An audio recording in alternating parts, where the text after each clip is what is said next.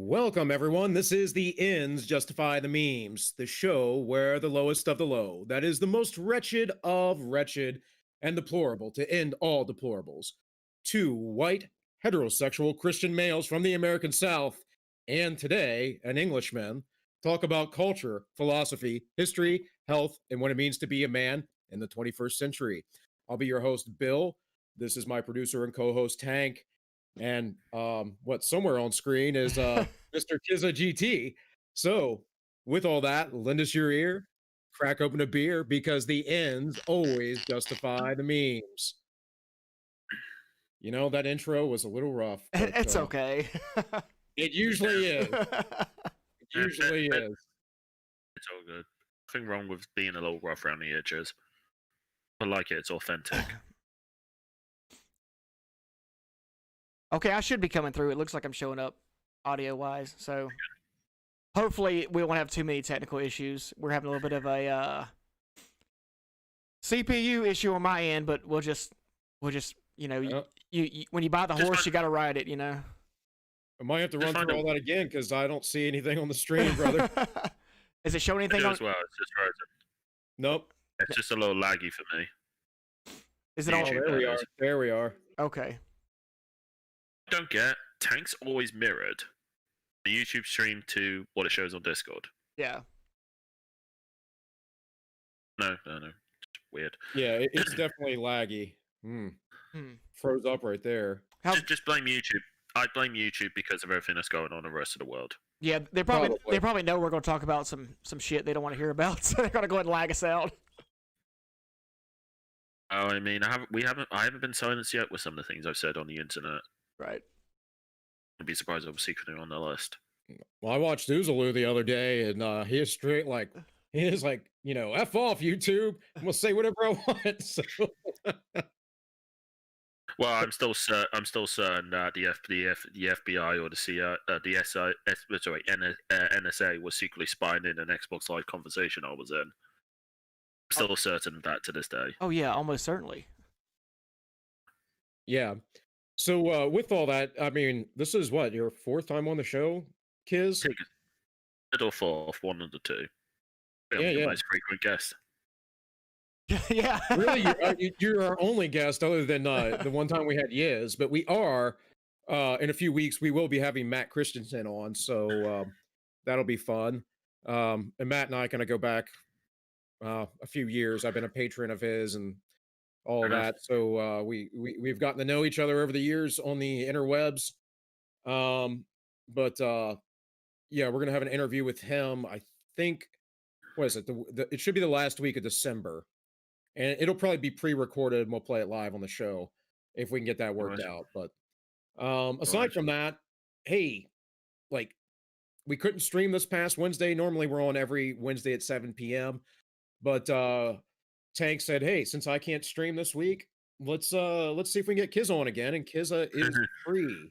I'm currently in the middle of a 6-week vacation, quote unquote. Use that term loosely because I'm not actually on vacation. I'm just away from work, and that's enough vacation as it is. So, well, one of the reasons why I wanted to have you on specifically is I want to get the Brit Bong's opinion of what you think's going on in. We know with the Supreme Court and the election and stuff in the United States.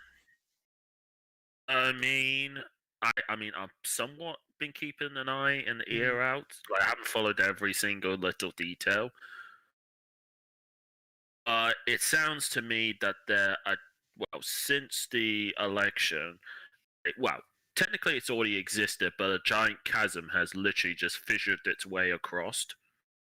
You have a gap the size of what you find in the the Hoover River in that desert. I forget what the term is. But you have a giant crevice so deep and so wide to the point where you have the Trump pro-American Republicans, actual Americans, and then you have the so-called cosmopolitan Democrat types. And they're completely divided. And now, I would not be surprised, push comes to shove, there will be either a secession of the Union, or you'll have a complete breakup of the Union, and then you'll have basically a new Union. would be the quote-unquote constitutional states versus the unconstitutional states. Well, Yeah, yeah, well, that I think you're correct. Well, I don't necessarily think that's going to happen, but I do think that's probably the best possible outcome. I don't know, Bill. What do you think? was about to say. I know I agree that it's hard to say if that will actually happen, but if it doesn't happen, war will be here, folks. Like real live hot war, people fighting in the streets. Battle lines will be drawn. There'll be guerrilla warfare. It's going to be nasty. It's going to be bad. And I don't say this either because I'm trying to be hyperbolic or pessimistic. It's just when you have people who are on the left who are so just crazy, right? And they won't leave you alone. Eventually, something's going to pop off. And there was a raid, I believe, the other day in Portland of a bunch of weapons from Antifa people, and of course they have or started trying to set up a second autonomous zone. Um, and I've been talking about police militarization in the United States for a long time. It's gotten really bad. I think in the UK it's gotten kind of bad too because you guys are kind of used to cops with no weapons, and now you guys have cops out there with semi-automatic rifles in the streets. Maybe not everywhere, but it's more prevalent. And it, it's one of those things where the United States started because it was in a police state under British rule. Like that was one of the things. That's why we have an amendment in the Constitution that we won't house soldiers. That there will be no quartering of soldiers, and on your property. And the left has all this talk about getting rid of the police and all that kind of stuff, but they're just going to put in their own special, woke skull police. We're seeing that, of course, in the UK right now with how your police are operating over there, Kizza, where they're arresting people for coronavirus stuff and for having wrong think on the internet, but actual crimes, the muzzy gangs, that kind of stuff, they're not they're not really going after, right? Because it's politically incorrect. And Well, yes. I well, sorry, go I ahead. didn't mean to interrupt. I mean, this whole thing about defund the police, I utterly laugh at because with the current, pretty much since 2015, the so-called Conservative Party, with very large quotation marks, has ironically been defunding the police and stripping numbers for quite some times. And then you have the left, aka Labour types, complaining about we need more police. Ever since the Black Lives Matter stuff has kicked off since this year, they're all in favour of defunding the police. So does that mean the Tories were ahead of the curve, or were they just lucky? Well, the Black Lives Matter stuff makes no sense in your country or the countries No, like the UK. I no, mean, it doesn't, because if you look at Black Brits, Afro-Caribbean citizens, well, those of Afro-Caribbean heritage, if you go by the census data, are actually underrepresented in terms of like death in custody. Whereas if you're a straight white male like me, we're actually overrepresented. Remember, white lives don't matter. right. Well, So yeah, there is that. well, getting back to the point I was saying though, with this with the Civil War stuff, the splitting of the Union. I mean, we're seeing similar stuff in all Western nations, but the United States being the superpower that it is kind of a shock to some people.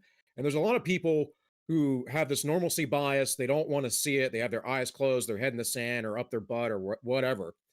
And there could be potentially a divorce in the United States.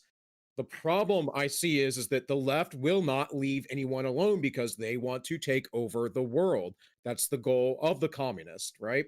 And the globalist as well. And they're just using the communist as a means to an end.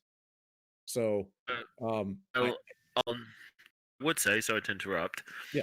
This is ironically enough the third stage of demoralization that Yuri Bezmenov spoke of. Well, this is what we have you on for. Because you Yeah. have the plan. Here's the thing. I actually, jokingly enough, to a friend of mine who I don't speak to anymore, jokingly say around 2015 that I reckon within the next 5 years we will see a. I mean, I did mention civil war, but I did say major conflict in the Western world. I was thinking in the United Kingdom because of the subject of Brexit. Uh, Stuff going on with France, the refugee crisis, what was going on in Germany, what was going on in Eastern Europe, and also the chaos that I was starting to see in America. For this is fertile ground, something really big to kick off. And when it comes to the whole policing being armed, ultimately, I didn't necessarily see this when I was born or in my early life. However, in terms of the UK, this is kind of not true, but true at the same time. If you're speaking in regards to England and Wales, for 9/11, you virtually never saw a copper with a gun. Generally, before Right, 9/11, right. when I was a kid. Ever since 9/11 happened, I remember going to the airport to go to Spain with the family for like a surprise holiday back in 2006, and we saw coppers there with MP5 machine guns. It was so weird seeing that as a kid because like I'm thinking of America with guns. I'm like, we don't have guns here. What do you mean? Please don't have guns. And I'm seeing that at the airport. I'm like, what the hell? But ultimately, if you live in Northern Ireland, because of the troubles, cops there are basically armed like American police are. So you have your standard 9mm to the side. You have a spare in the just above the ankle, and they have a 12 gauge shotgun in the boot. So that is true, and I don't want to sound like a fortune teller and say like I told you so, but anyone who's paid attention to history as well as understand people as well as political ideas, this type of thing was naturally inevitable. Yeah, I would agree with that. Absolutely, because we don't pay attention to the history of these things, and we keep going through and repeating the same thing. It's like the idea of socialism are actually very ancient and have been tried in societies over and over and over again, and we just don't understand that it's just a complete failure every time because it's always going to be about central control of authority. And I think what we're seeing is we went through this era of the Enlightenment where classical liberalism was this great thing that brought a bunch of people out of poverty, and at the same time, this new socialist communistic movement came out of that, and that's what's winning. And what people don't understand is that's the totalitarian movement. It's the movement of the collection of power in the hands of the very very few, the oligarchs. And it's funny because if I get on like Reddit or something like that, there's some actually intelligent um Reddits, subreddits that are run by commies. There's a few that's like capitalism versus communism that is like generally pretty good open discussion, not a lot of name calling, stuff like that. But if you see people and they're like all of a sudden they're like, "Oh yeah, I think that centralization and authoritarianism is a good thing." And I'm like, do you not understand that no singular individual or no collection of technocrats is going to be able to dictate and maneuver things better for everybody? That every instance of this for thousands of years of history has led to basically an upper class and everyone else being a lower class. And or as I think the best example I always talk about is Plato's Republic. You have that upper class, and then you have the people in the middle that are the enforcers, and then everyone else is, a plebe or a slave. And eh, yeah, again, I hate to throw out black pills, but I agree with you, because this is very much inevitable. Oh, I mean, I try not to be black belt because that's very easy. That's the Right. easy. That's the easy way out. Uh, I mean, this is partly why when I was last on, why I said providing Trump won, 2024 election was arguably the most crucial election in U.S. history. Because if, let's say, our side were to utterly smash that victory, our opposition would effectively crumble, and they would have to either go soul searching, or they'll be so broken that they'll naturally take themselves out of society, politely YouTube, so that they'll have to either regrow and rebuild themselves, in which case that can take sometimes political cases as much as 50 years. Do that. That is when you stamp your authority, as in you've broken up so much of the soil that you've now made it fertile to lay your seeds and allow your crops to grow. Because it does seem to me with countries, and I've noticed this quite recently, but countries go into cycles, similar to like I'm not referring just to empires, but genuine political and cultural cycles. Because when it comes to, let's say, the Enlightenment era, that was coming after centuries of the Dark Ages. We had the Enlightenment era, but then after the Enlightenment era, we had what was, I guess you could say, the Anglo world versus the European mentality clashing for the past 100 years.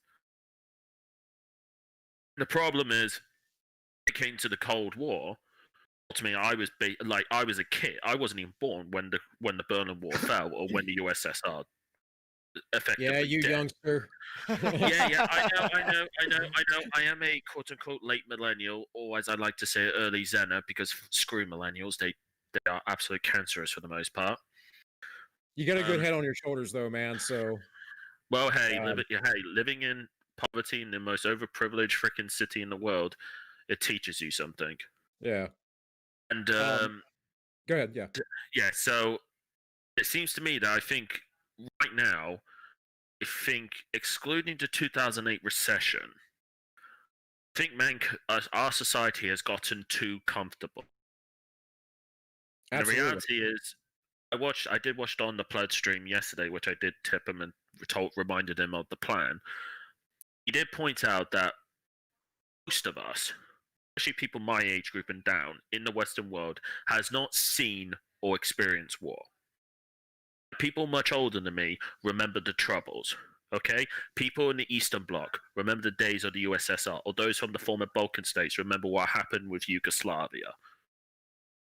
Like certain time periods, we had something going on very clearly defined that many people remember.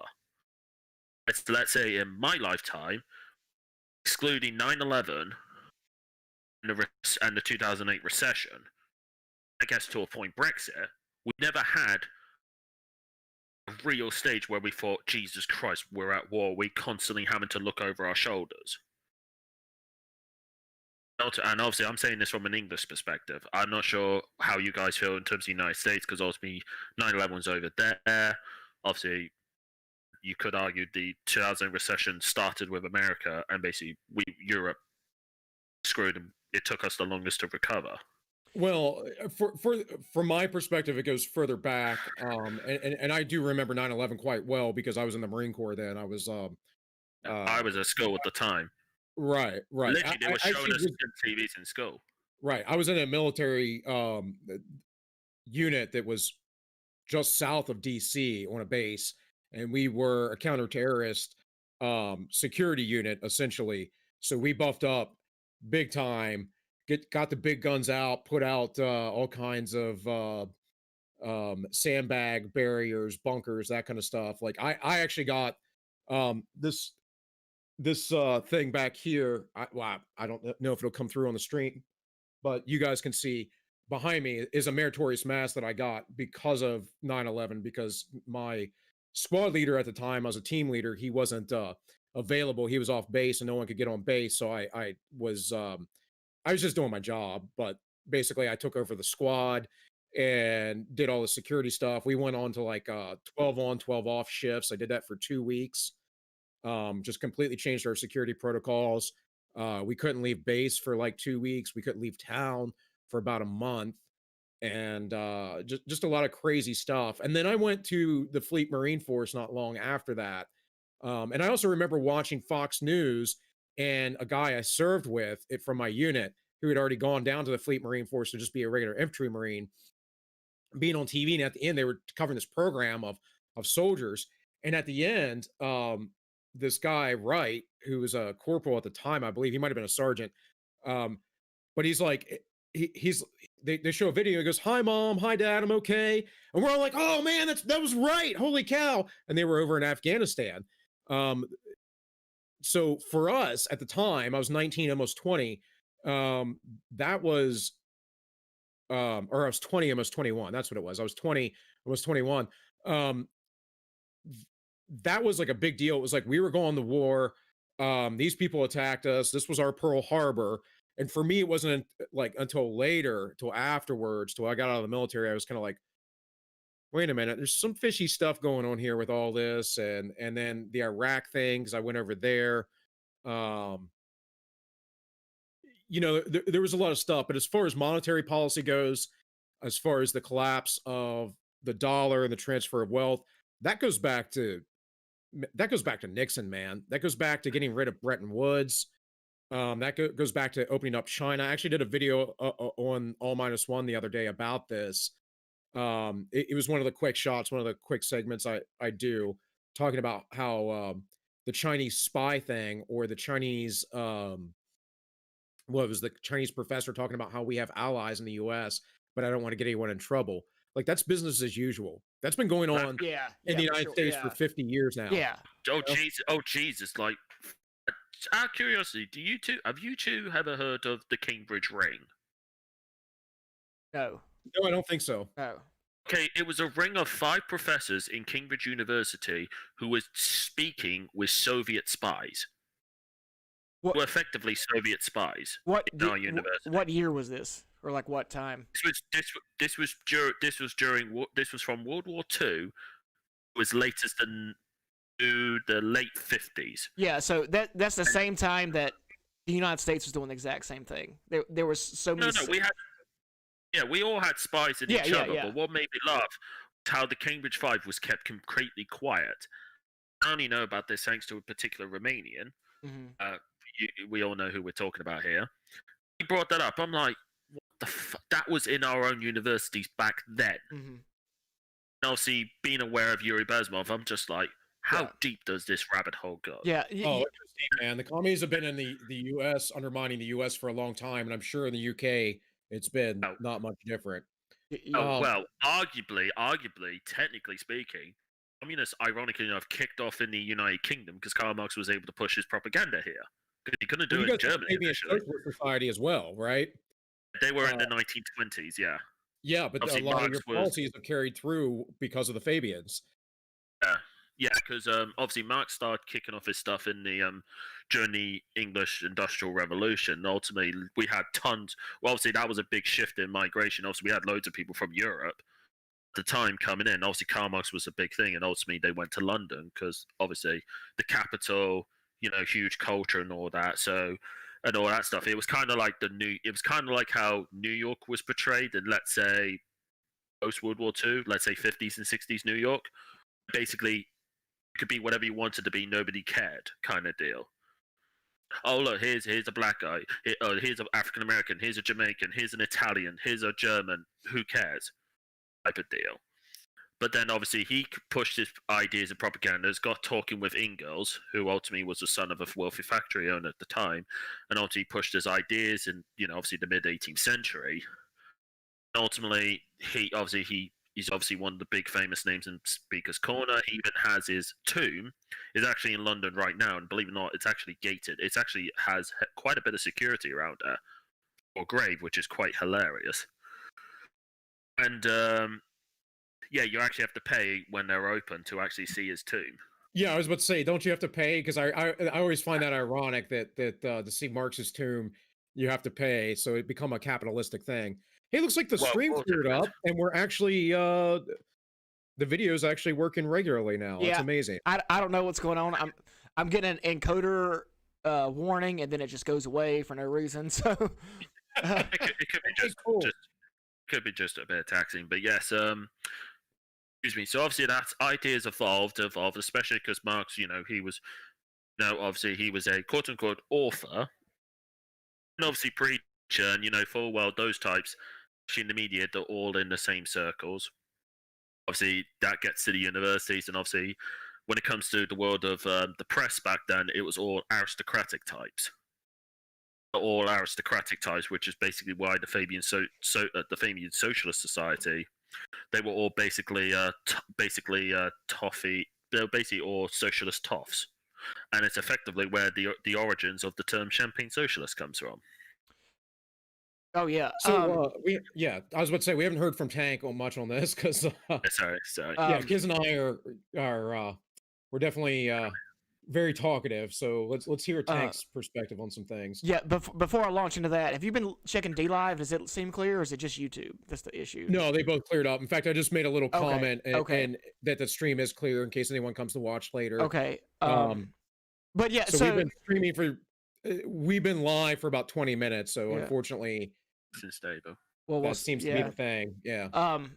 The other issue, or was going to go back and say something interesting to people that may want to look into this topic we're talking about communist infiltration. Is this book by Harvey Clear, and I forget the other author's name, but it's called In Denial, and it's basically an entire book about how academics since the 30s have been downplaying the fact that we had some heavy Soviet infiltration in academia and the State Department and yada yada yada. That's pretty good. But kind of to talk about to bring this to where we're at today about this whole Marxism is you're seeing a lot of leftists on Twitter who I guess maybe they are still Marxist, I don't know, but are starting to kind of wake up to this idea that Marxism now in 2020 is more of a brand than it is anything about helping out the working class. And really, I can empathize with people who feel like working people in various times in history, even today, have kind of got a bad shake. That concept doesn't bother me. I can't connect the dots between the working people have it, a lot of times have a shitty hand, and the reason they have a shitty hand is because some people own private property. And I think a lot of leftists themselves have been, just they're so used to connecting those two things in their brain, and now they're kind of seeing where that's a little fuzzy, because a lot of the people, now you got people like Jeff Bezos and stuff who are not socialist outspoken, but they're a lot more leftist, and they're going to end up voting for the same people that outspoken leftists and stuff are going to vote for. So you're kind of seeing a little bit of a political realignment going on, and I welcome that. I think a lot of people might have more of an issue with that. People on the right might not agree with me, but if you've got people that were leftists, or maybe even still consider themselves leftist, but can call the bullshit that's going on in the elite establishment, I think we would do good to have a dialogue with these guys, and I think they're going to be more fair-minded and open-minded than they have in the past, if that makes sense. Well, interestingly, man, like I always say, we have actually a lot of common goals, or at least I do with leftists. I just don't want to do it the way that they do. It's a matter of process. For them, it's like bring in the tyranny, make a big government. And for me, it's like, no. Let it be grassroots and let the individual be the individual, and let's work on the collective, the smaller collective, the community, and let's get rid of the big government structure, because power, as Lord Acton is famously quoted, is going to corrupt. Absolutely. Like, you can't have that kind of power and expect someone to just say, oh, let's give it up. And there's a really cogent point on this. And I was talking about this the other day because I'd rewatched this video from TIK history or Tick history. I don't know whatever his channel is supposed to be, but over on YouTube, he does a video about how fascism is, or the Nazis as National Socialists were socialist, because the commies want to argue that they're not. And it's like, no, they were socialists. They just wanted to do it a different way. And oh man, where was I going with that? I lost my train of thought. I had a point there about It'd be how similar like the National Socialists were to, let's say, the Stalinists and the Maoists were, when you really break it down. Well, yeah, but there was a there was something. Well, first off, one of the things he talked about, because it's been so long, I'd actually forgotten this, that Hitler in Mein Kampf talked about how he hated Jewish capitalism, but he also hated Jewish Bolshevism. And of course, Marx hated Jewish capitalism as well. And in any case, there's always been a racial component in communism, but yeah, there was just so many overlaps and so many things that that people don't understand. I can't believe It's that just completely it's escaped me whatever I was going to say there. But what I found hilarious, because I did actually read Mein Kampf just before just after I finished school. Read that as well as multiple Orwell books at the time. That's when I was into reading. There were three things that did make me laugh about Adolf Hitler himself. What's three very key things which I did laugh at? One, how he learned the power of propaganda, and you're gonna laugh at this. He learned this from German television, how they depicted the English and the Scottish. Because in German television back then, well, early television and obviously pantomime and stuff and theatre, treated the English as foolish, polite fools. Effectively polite fools as it's translated as, and the Scots were treated effectively like the rednecks of Britain, in terms of the American context. Which is true, right? Not really. You don't think so? No. I would, as much as I love to give crap to the Scots, they're definitely not rednecks. You don't think that the Highlanders, like the people like way up there in the mountains, are little? Look, to be fair, Scots have done a lot of work for the English. To be fair. Well, I think maybe the disconnect for us is that I don't necessarily consider redneck like a derogatory term. Neither one of us do. Yeah, we think of rednecks as just people out in the country. So there's actually a book, I can't remember the name of it, but so most of the American South was settled by Scotch Irish. Scots Irish. I'm Scottish, so as well as some other things. There's a lot of really weird cultural things that unique to the South that pretty much only exist in other what they call herding cultures. So there's three main herding cultures. There's the Scots Irish, the Bedouins, and the Mongolians. And something about herding culture or cultures that come from herding animals is that they're all absolutely crazy. So we kind of take it as a point of pride, that we're we use the term redneck, but really, that's not necessarily what it is. But we've kind of got this, fuck health and safety, I'll do what I want to do kind of attitude towards life that seems the spiteful types. Yeah, exactly. I mean, that's basically how Australia was founded. Yeah, for sure. The Scots too also have a lineage from the Vikings, so you got that Viking raider kind of mindset maybe bred in there. So most of the Scots obviously share a lineage with the Irish because of the Celtic heritage, but the Scots do have a massive gene pool from the Vikings, but there is an element of it. It's not as much as people seem to think. But go back to my point, propaganda. Yeah, so he learned that, and he realized the point he was fooled was when he realized in World War I just how utterly ruthless we were in battle. Yeah, and there's a reason we had quote unquote largest empire to ever exist, and there's a tale where we slaughtered 100,000 German soldiers, quote unquote. Told me he's Austrian. We slaughtered 100,000 of them in 1 week in a battle, which back then in World War One was something outrageous. Like, with modern machinery and modern weapons, that's easy to pull off. Right. Back then, when we didn't have fully automatic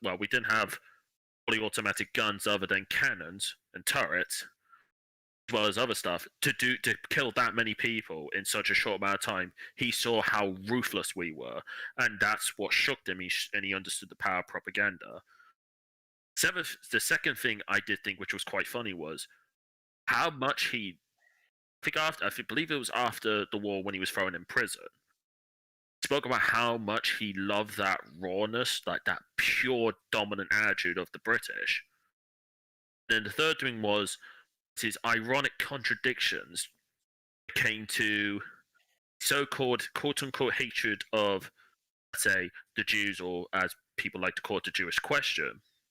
Ironically enough, comparing it while also talking about, let's say, the ideas of Marx and Marxism. What I do find quite hilarious is that if you believe the words of Karl Marx, because ultimately with the internet, sometimes they bring fake definitions in or fake quotes. There's a supposed quote by Karl Marx where he said the Jews don't worship God, they worship money. Yeah. And I don't know if Hitler heard of these texts, but they seem to follow similar lines. And I don't know, maybe I'm just speaking as this as a quote-unquote English supremacist here. But it does seem to me when it comes to, and I've learned a bit about this thanks to the specific Romanian V. When it comes to German philosophy, there is like a built-in philosophical, psychological stubbornness. They seem to always fall for the same trap and always try and design a system, bring about morals as something that's immoral. Also trying to design something to get rid of a fault, but in reality, they end up making the fault 10 times worse. Well, they're big on the subjective. Yeah, well, one of the things before I lost my train of thought, I'm trying to figure out what in the world I wanted to say, but before I lost my train of thought earlier, one of the things I was going to bring up is that the people in the streets too, all the Marxists or all these people trying to bring in this the Great Reset or any of those other things, they keep blaming capitalism or free markets, and they don't seem to understand what that means. Like, you cannot have a free market when you have a centralized bank that is controlling the interest rates, right? You can't have a free market when you have like this vast regulatory system that is from the top down. You cannot have a free market when much of your industries are subsidized by the government and you have wage and price controls. Those aren't free markets, folks. Those are controlled, centralized markets. And that's why I often say the United States has a form of fascism, because that's how fascism does its socialism. It's public. It is in the public sphere, the public interest. That is a controlled, top-down, centralized economy. And people call it the mixed economy because they don't want to say what it is, and that's fascism. Ron Paul said it's soft fascism, but that's kind of how it operates, you know? So I would argue neoliberalism itself, or I guess you could say how the neoconservatives put it from, let's say, the 70s onwards, 70s and 80s onwards with Reagan and Thatcher. In a way, it is effectively, in a sense, economic fascism because it prioritizes the major corporations. They get basically a special treatment, whereas all the smaller businesses and the plebs basically get a raw deal. Some like to say it's socialism for the rich, cutthroat capitalism for everyone beneath it. Well, this kind of gets into this, you know, what James Burnham wrote this book called the Machiavellians, and basically the whole book is about, well, not the whole book, but at least the first chapter is about governments say one thing and do the other, like, or groups of people. It doesn't even necessarily have to be governments. Anytime someone gets a little bit of power, they usually tend to get more power, and then other groups that have power, they tend to coalesce. That's just kind of how it works. And that's kind of what I see like this debate about fascism is. It's like the fascists did what everyone's done. You know, I don't necessarily see it as like the United States is fascist per se, just that it's doing what every government has ever done in the history of the world. Right, but I am talking more about how the economic policies run. Yeah. I mean, specifically. Yeah, So, but I mean, is any government in modernity not going to do that? Are they not going to try to control, you know, how our central bank? I mean, is there any country that doesn't have a central bank at this point? well, we got rid of ours though. We did get rid of ours, or did we trade it? Is it they got rid of it, or that we? And I'm posing that as a real question. Andrew Jackson got rid of it back in the 50s. Before the whenever his presidency was. It was before the Civil War. Yeah. He did get rid of it, and we didn't institute it again until 1913. So, and that's when we had the income tax come in, which the United States never had before that either. I do also remember my point from that video, TIK History, by the way. It's a good channel, folks. But the point was he was talking about Marx's like subversive ideas of that we were eventually going to become an uh, anarchist society. And I've always had a problem with this with the communist, the left-wing anarchists, because I'm like, how can you enforce your sharing of everything, the means of production, without a government? And so what he was saying was is that Marx has actually slipped that in there to convince people that that would happen, but it will never happen because the governments will never give up their power. Therefore, communism in any way, shape, or form is always going to lead to totalitarianism. Well, You that's can't what. Yeah, you can't have anarchism with a communist system. People are going to go back to capitalist trading. So it's just it's the way it happens. They're going to go back to free markets. If anarchism happens, we're going to go back to the biblical. I like to point to example before the Israelites got a king, they had an anarcho capitalist type system. They had judges, they had one prophet, and they had judges that would adjudicate between them. And otherwise, they had no government, like at all. Yeah, what makes me laugh about those who are quote unquote anarchists, and almost every anarchist I've ever met is not an anarchist. No, Just a socialist pretending to be an anarchist. And I'm like, hold on, if you're truly an anarchist, as in you want the complete abolishment of government, you are effectively advocating for return to the law of the jungle. That's what you ultimately want. And everyone's like, no, I don't want that. I was like, okay then. Let's say we had government tomorrow. There is no rules. Everything's on the table. Right. What's to stop me from shooting you and stealing all your stuff? right.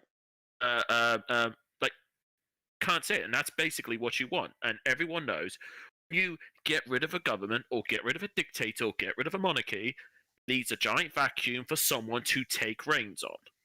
This is what happens every single time. And it frustrates me where people seem to think, oh, if we get rid of this dictator, we'll be fine. No. We learned this with Saddam Hussein. We learned this with freaking Gaddafi. How many times we tried this with Assad and thankfully we failed in the grand scheme of things? That's one bullet we thankfully dodged. How many times do you have to try something to realize it doesn't work?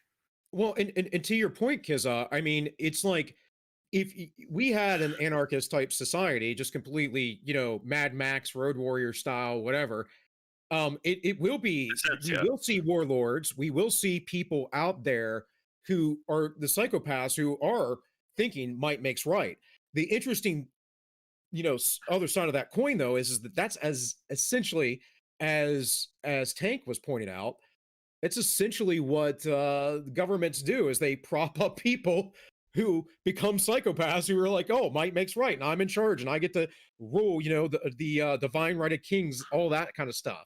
It's I'm the one, I'm the elitist, I'm the one who gets to say, how things run, and you folk over there, you don't know any better, and if you don't agree with me, I'm going to put you in jail, or I'm going to have you murdered, or something like that. Yeah. And look, man, we saw this in the United States with Barack Obama, like seriously, hardcore. And people on the left, they do not care because they love that man because I guess because he's black or something, or he's half black. I don't know. Like to me, it's just completely absurd. It's like, oh, we're gonna look over, at, look away, turn away from all of his sins and all the horrible things that he did because why? Because he's progressive, because he's a black man. Like these, it's just silly, man. It's just silly ideas like that I can't get over. Well, I mean, go ahead, Tank. Sorry. Well, that's kind of, we're kind of getting onto something that I really want more normie conservatives to think about.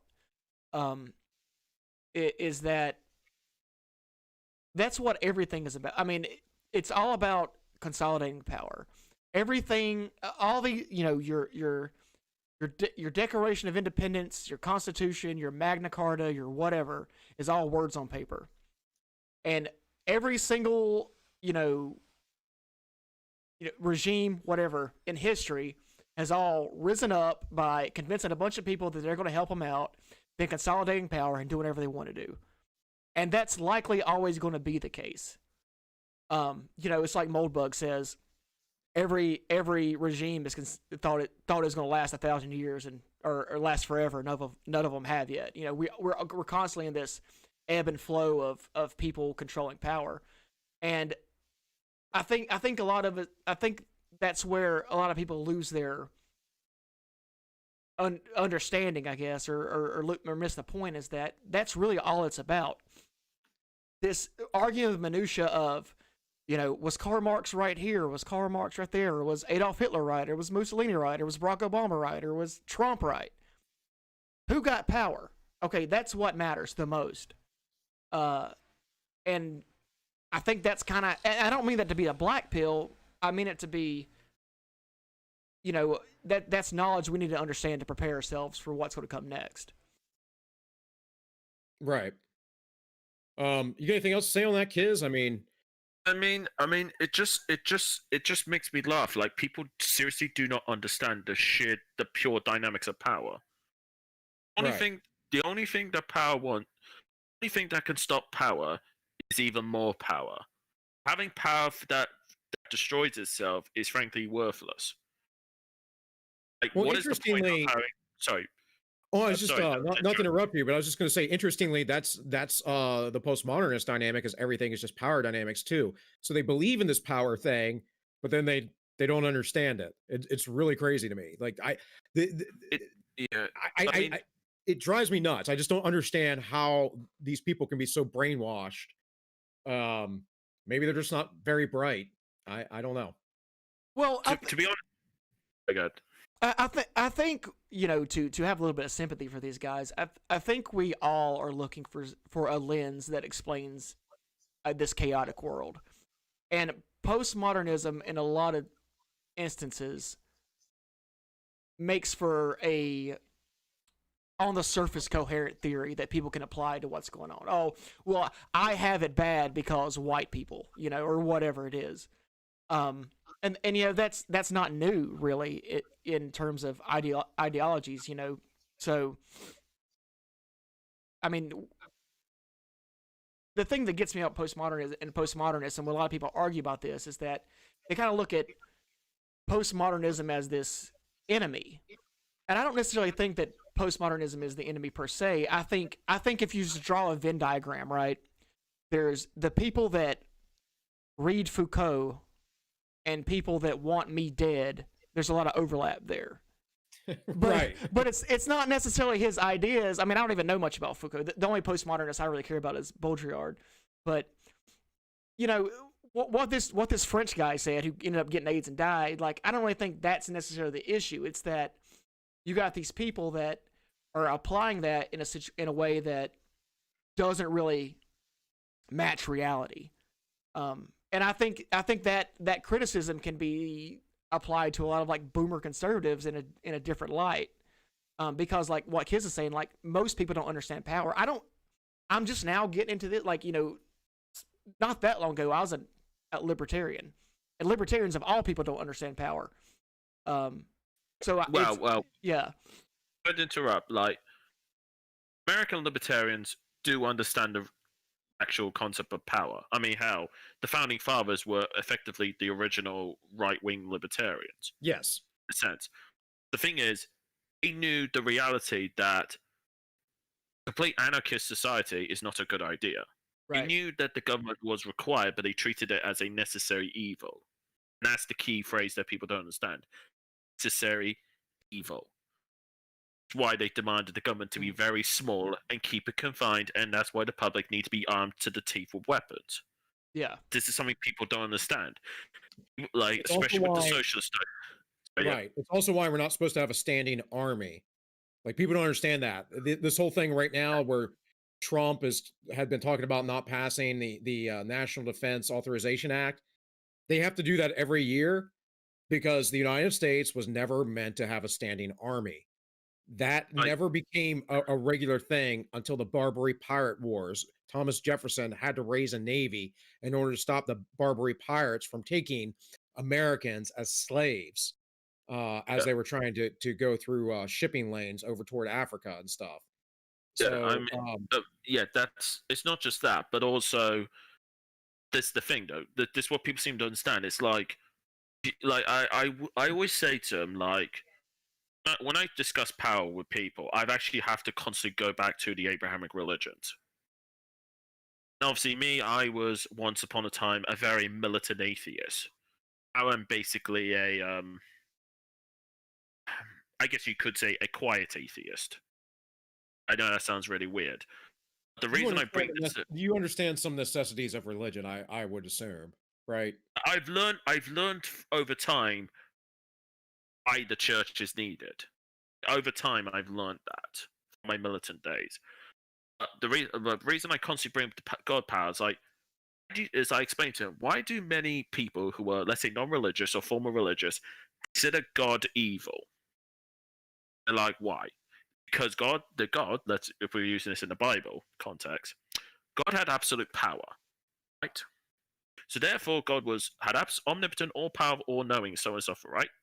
So that technically means the deity knew everything that was going to happen, was in complete control of everything what was going to happen. That, if you break it down to its purest form, that is the ultimate version of a 1984 society. Even Orwell couldn't imagine something that brutal.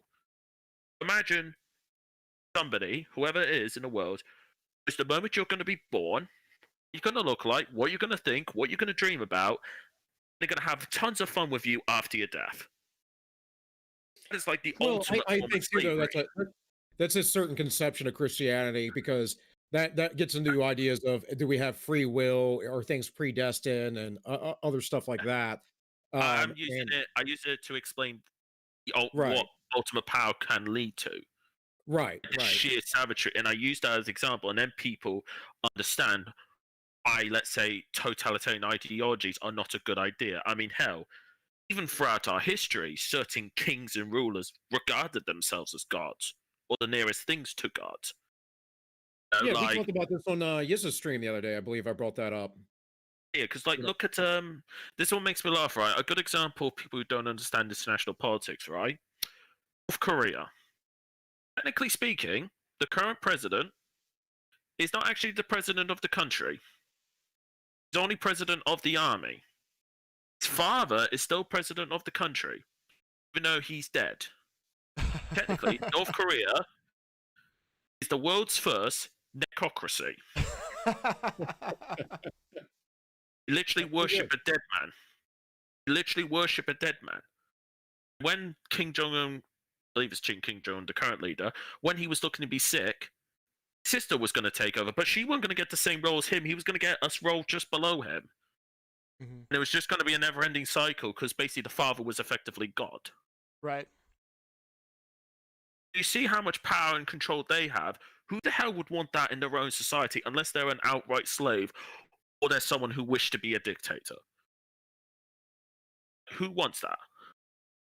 yeah. Yeah. Well, it's like I said, they're and then I see it from the side of the people who do want power as psychopathic, and I've been just on a personal level, well, professional level too. I've dealt with a lot of psychopathic people, but on a personal level, I've been in some pretty bad relationships when I was younger, that with exactly that. I mean, where people will manipulate you. You know, I've dated narcissists. My ex-wife has borderline Oh, I personality know all about disorder. that. I mean, and you could see those same patterns. Um, you could see those same patterns in the way that the people or rulers, if you would, the elite, the plutocrats, are uh, are directing our nations. They're like, you're just the people. You know, one of the favorite quotes of Hillary Clinton is, "We came, what'd she say? We came, we saw, Came, he we saw, died." they died. Yeah. Yeah, it's like, I've seen and then she's like, yeah, it's yeah, okay, yeah, you're a crazy person. Or I love Joe Biden. I make this face, like someone's gonna eventually clip it at some point, but I make this face. Joe Biden's like, yeah, yeah. You know, well, watch it. He gets these like really big eyes. He gets this really yeah. creepy smile, and he's like, Oh yeah. yeah, Oh yeah, yeah. We all know he's not healthy. Yeah, we know he's not been healthy for a very long time. But this is the kind of point where people don't understand power. Like, think of like video games, right? World of GTA. You think GTA 3 or GTA Vice City or San Andreas, you think you come from a home, you had a bad day, and you think you could have all these cheats and make yourself have twice the health, jetpacks, fully loaded machine guns all over, body armor, and you could cause absolute chaos and destruction. That's a power trip, right, in the video game. Right. Now just imagine someone could actually do that in real life. Well, I think that's It's an easy game. Yeah. I think that's the issue I get when I talk to more the more mainstream conservative types in the United States is they're really concerned about people having a lot of power, and I think we've kind of I'm convinced of this. I think it can be argued, but I'm convinced that somebody's going to have a lot of power. In fact, it could be argued that at any point in time, any government, someone's going to have too much power. But the way I see it is not to restrain power per se, it's to make power accountable. Like if you look at the United States right now, the State Department has a crazy amount of power, and they're not accountable. We don't even know who they are. Like they get hired, they're not voted on. These people are not elected, and they have a crazy amount of power. And if you look at like how much trouble Trump has had with the deep state, quote unquote, you can see that really Trump never really had that much power. And in fact, the people that have always had power were in power the last 4 years, regardless of Trump. So, go ahead. I would dare argue, wasn't that partially the point of the system of the United States to begin with? As in, the president didn't have that much power, so you'd be heavily restricted. You are correct. We're not supposed to have this bureaucracy that we have. We're not supposed to have like this. There's no constitutional, in my mind, there's no constitutional provision for the FBI or the CIA or the Department of Education or any of the Federal Reserve, Department of Agriculture, all these things that the founders, I don't think, ever intended. Most of that came out of the progressive era, primarily through FDR. Some of that started with Teddy Roosevelt, but all of that was that corporatist type fascism that I was talking about earlier that the United States became. The death of the republic started in the Civil War and it ended with FDR, in my opinion. Our republic's been dead for a long time. People talk about following the Constitution now, and I like Tim Pool. I watch Tim Pool a good bit because I think he's a decent, moderate source of a news aggregate. And I think he has decent, just normie type opinions. It's out there. It's not too black pilled. It's not too blue pilled. It's not too red pilled. It's just kind of right there in the middle. And one of the things he talks about a lot of the times is the Constitution standing in the way. And I think, well, when did we follow the Constitution, Tim? Like we haven't been on the gold standard since 1933. Yeah, I mean, as much as I do love Tim, even though he's older than me, I do find he seems to have a very naive, like late teen, early 20 type mentality at times. Sometimes, yeah. And like this, sorry to interrupt, Tank, but like I hear people talk about the Constitution of the United States. I'm just like, the United States Constitution is perhaps the most violated document I can think of in history. Absolutely. It's been violated to the point where I don't even think there's anything in the Constitution that hasn't been violated yet. I can think of 5 things at the top of my head, and I'm not even American here. This is just within pretty much since the Obama administration. Well, actually, since 9/11, I can think of five laws or executive orders that violated the Constitution. The freaking Patriot Act violated the Constitution. The freaking red flag laws violated the Constitution. The freaking spying on citizens violated the Constitution. What else is there? Some of the war practices violated the Constitution. Freaking all these things violated the Constitution. I'm just like, people are like, oh, the Constitution. I'm like, what's the point of having a Constitution if it's been violated to the point where it doesn't even exist? Right. Well, as far as the war goes, we haven't had a constitutional war since World War II. And when we went into Korea, that was a big deal because it wasn't who was before? Truman put us into Korea, and when he did that, he just completely ignored Congress because only Congress has the right to declare war. And it was a huge deal. We were following the UN to do all that. And Eisenhower largely got elected to keep us from doing such things. And then when he left office, he said, beware of the military industrial complex. But with that, Tank, what were you going to say, man? Oh, I was just going to say that, yeah, you're absolutely right. The Constitution gets violated all the time. And that's why I try to drive this point home to a lot of people that the Constitution are words on a piece of paper. It's set in an archive somewhere. It really doesn't matter in the end of the day. Now, you can argue that it should matter or that it's a travesty, doesn't matter. Yeah, that's great. But at the end of the day, it really doesn't. So that's... go ahead. I was just going to say, it's like with the unwritten constitution of my country. Hardly anyone knows anything about it. Like, we have this topic of Brexit. It goes to the so-called Supreme Court that only came about in the last 15 years. And they're trying to say what's been going on is unconstitutional illegal. And I'm like, how the hell can you say that? Then they released a 75-page PDF document. I looked through all of it, and I could not find a single act, law, or piece of legislation which showed that it was violated. They used the term, Boris Johnson, what he did was unlawful. And I'm like, what he did was unlawful. Like, that doesn't mean anything to me. Was it what he did illegal? They didn't say illegal. Yeah. They said unlawful, which is basically saying he didn't do anything legally wrong, but he did something morally wrong. And I'm like, I don't give a damn about what's morally wrong. I only give a damn what's legally wrong. Right. And you know what's interesting, I've always found this amazing, is that the UK does have a strong sense of a constitution, or especially the English, but they have never written it down. And I don't understand how you guys could go about, like, at least we have a document that's written down that we could argue about. The funny thing is that, sorry to interrupt, but no, it's written down, but it's not in the sense of the United States Constitution written down, as in its various pieces of legislation. And it's almost like, it's not like, for instance, how you build a road, for instance. It's not like a straight piece of tarmac.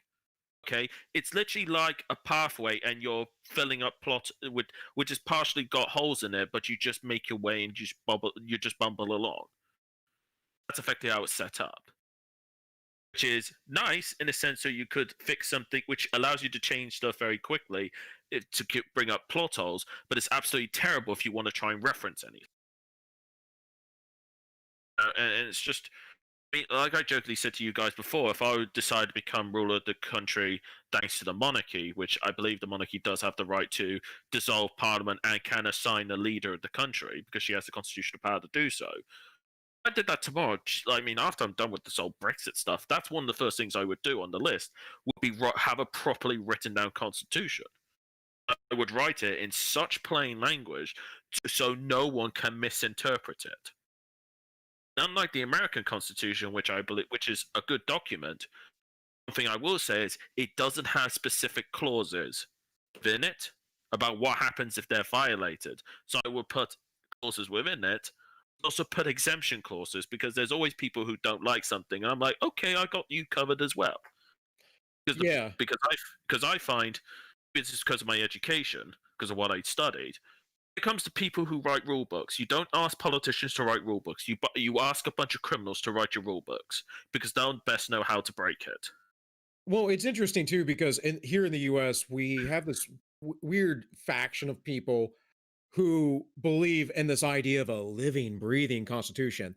Now that language never existed until like the 1920s or 30s. You could research this; it's not hard to look up.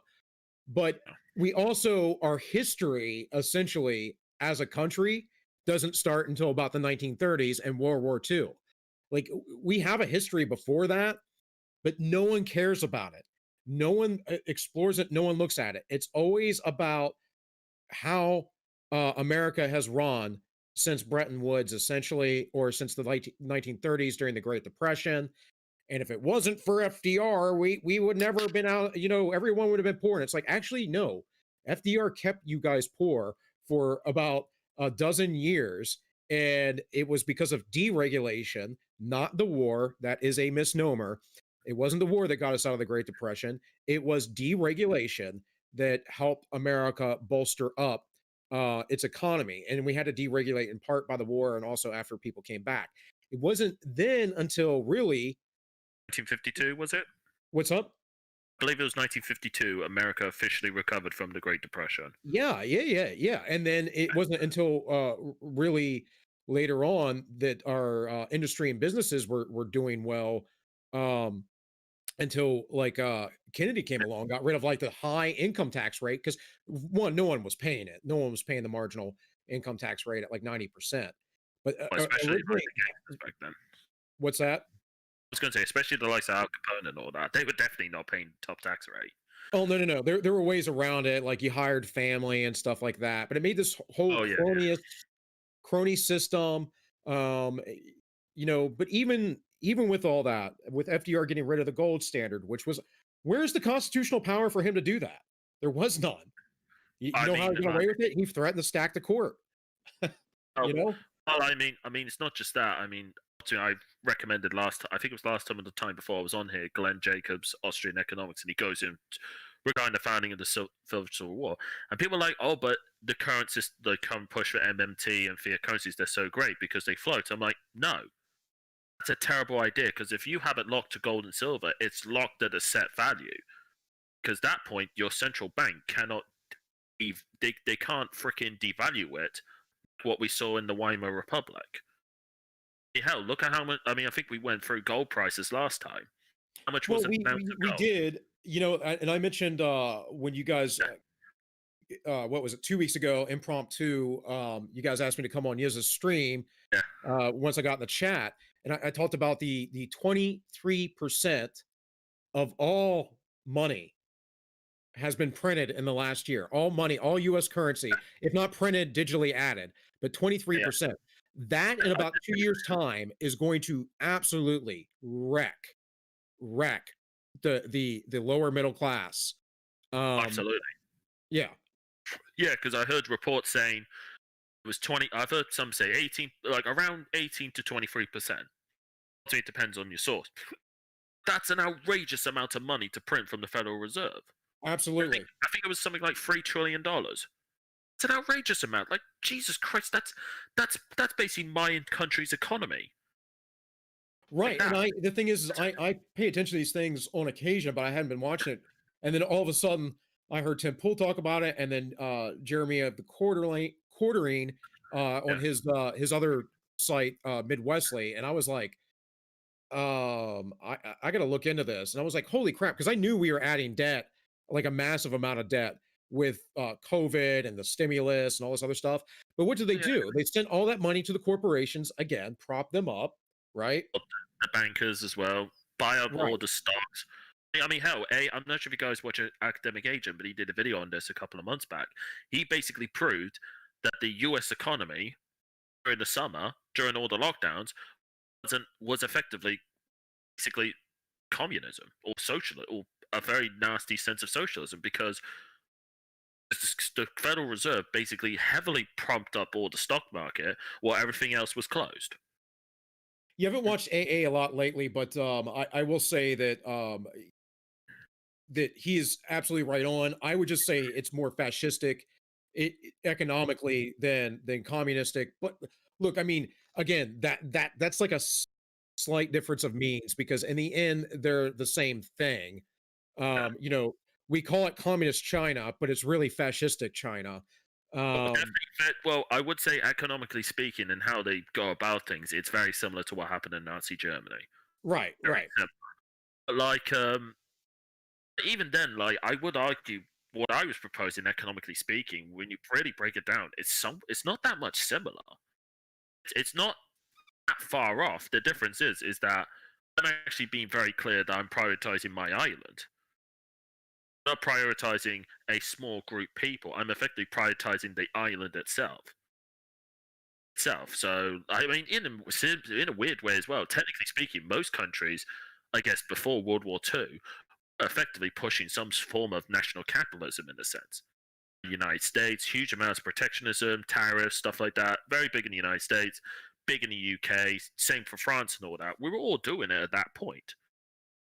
Right. So, Well, nationalism's a good thing. I mean, that like protecting your people, your nation's a good thing. Having your own self-interest. It's like me protecting my family. Like if we whittle it down to the, lowest common denominator, I'm a nationalist on my own home, right? I'm not outsourcing everything to other people and other folks. Now I might also trade, and that's the other misnomer is people going, "Oh no, you're an isolationist," and all that other stuff. It's like, no, I want free trade. I just want to protect what is my family. I'm not letting people move in and out of my home and live freely throughout my home and just travel in here and go in the refrigerator randomly. Hey, random person, just walk through my door, open borders, right? Come into my refrigerator, take everything I have, and Uh, strip me of all my resources. No, no, that's stupid. Yeah, don't get me started with that subject. Do not get me started on the hypocrisy of the open borders crowd, because oh lord, those people really do me heading. And then this is another thing that really pisses me off, and I know this with the whole European question in the UK. So many people will deny that mass migration, open borders leads to wage compression. They'll deny it and they'll claim every study on the book, and I'm like, no, this is a bait. This is a proven, testable, repeatable economic fact. You cannot deny this. Okay, this has been proven repeatedly amount of times, and even when the Bank of England, who's technically on the Remain side of this, comes out and admits this, you have no argument. People are like, oh, but we want to help the poor, give them better wage, increase minimum wage. I'm like, no, that's not how you improve things that's not how you improve things for the working class. Okay, this goes back to my point, power dynamics. The best way to improve things for the working class is to effectively you set the table, very biased in their favor by market forces, by government regulation, by market forces. So a perfect example of doing this is, let's say it's high demand, low supply. High demand for labor, low supply of labor. Guess what? The wages naturally rise because the people really want the labor. They're going to have to increase their money. And not only that, they could also bargain with them, get more holiday entitlement, more medical insurance, stuff like that. All that stuff, and that's what helps them up. That's what gives them the stronger hand. Well, we know too, like we have examples. No one ever likes to talk about the Swiss, and Well, they have, funny you mention that. Sorry to interrupt, Bill. yeah, I'm gonna laugh at this. Only last month, Switzerland introduced a minimum wage. Only last month, they literally announced a minimum wage. right, and that's what I'm saying. Like, no, because the Swiss have been, even though they do have some social welfare, but not a lot really. Essentially, they have had a very free market economy. They've been uh, quote unquote isolationist because they're neutral. They don't get involved in wars. All the banking's there because they have low taxes and corporate tax rates and all that kind of stuff. No one ever talks about the Swiss or point to the Swiss. Switzerland is a great example of how a nation can be nationalistic, protective, strong, rich, prosperous, all that stuff. And then you have examples like Norway's Taiwan. a good example. Singapore, great Yeah, example. right. Now, Singapore I have some issues with because they're a little bit authoritarian, but I agree. They're very capitalistic. Hong Kong before the Chinese invasion, Yeah. Well, South I mean, Korea. Singapore's case, unless I'm mistaken, I think they do have a monarchy. I might be wrong on that. Well, Think they're also they have a high. They're primarily Muslims, so that's the other thing. That's a recent thing I would say with Singapore. Right. But I do know it's not that they're authoritarian; they're just very socially conservative. That's Well, common with strict. Yeah, I don't. Yeah, I would agree. They're not authoritarian per se, but they're strict, very strict. like one of the funniest things I find is, and I will say, and I always say this to everyone who ever plans on going to Singapore. I do know this because this is one of those funny things you wouldn't believe that are illegal. One of them, this is very almost unheard of in the West. Chewing gum is illegal there. Well, you might not remember this, Kiz, because you were probably a kid, but like probably a little kid. But there was a guy like in the '90s who I think he graffitied some stuff. He was an American, and there was a big deal over here because they caned him. So they like Really. whipped him in the back of his legs like 3 or 4 times with a cane, and that was like a huge deal about corporal punishment and whatever in the United States. It was this big media story.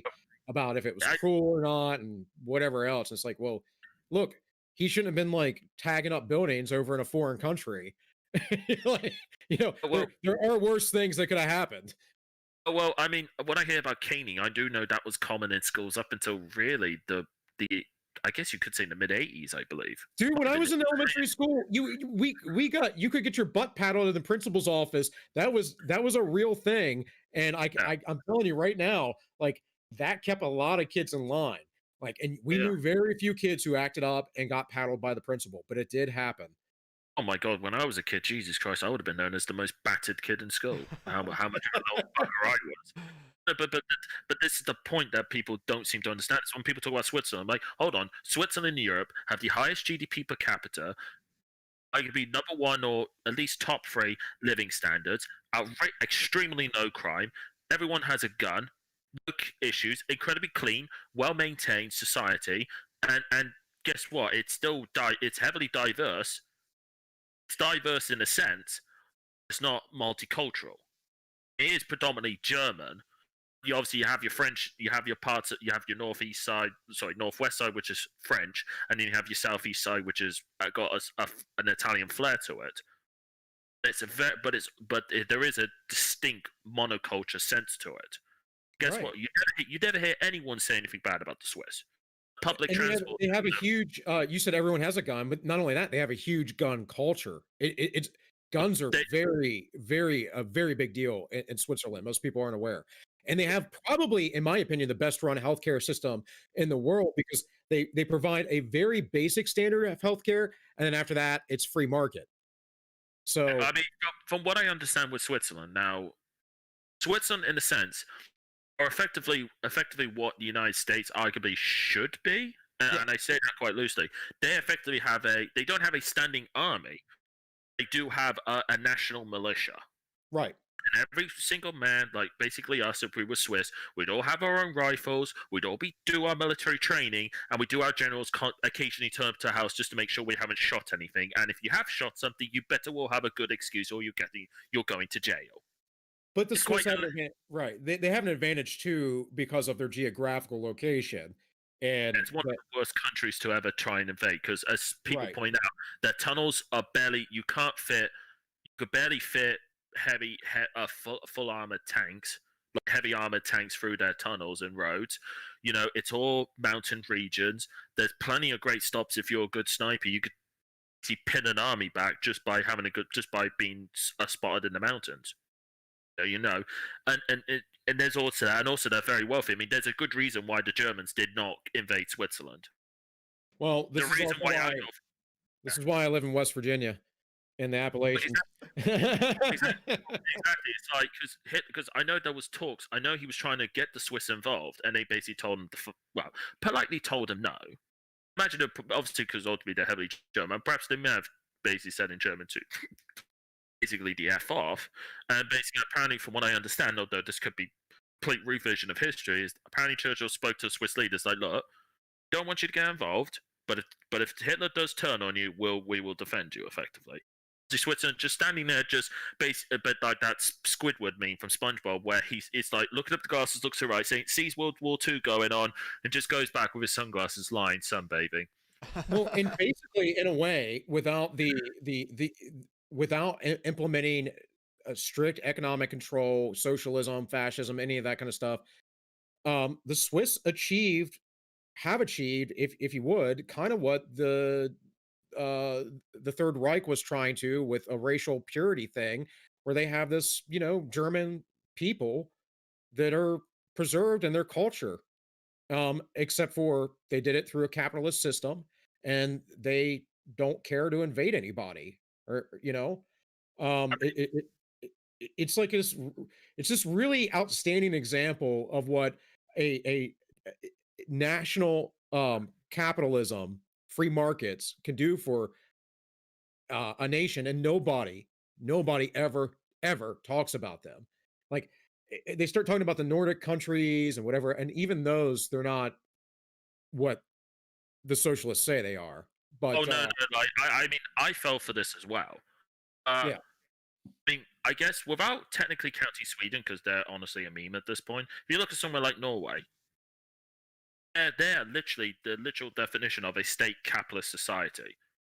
I mean, the oil, for instance, all that oil drilling is owned by the state. Right. Thing is, they don't piss it up on the wall. They literally put it in a giant. They basically put it in a giant savings account, effectively. That's what they do. They stick all their money in a giant savings account, and also they invest in stocks. They also like take shares in companies. Like if a Swedish firm grows and it gets to a decent size, the government would be like, okay, we're going to buy a share off you.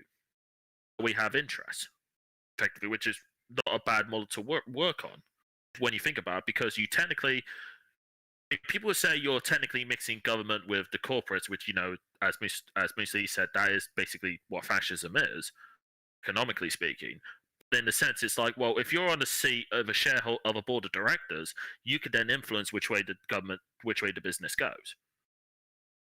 Isn't it How's that? interesting though? Isn't it interesting though how you get these the Nordic countries are Germanic as far as lineage.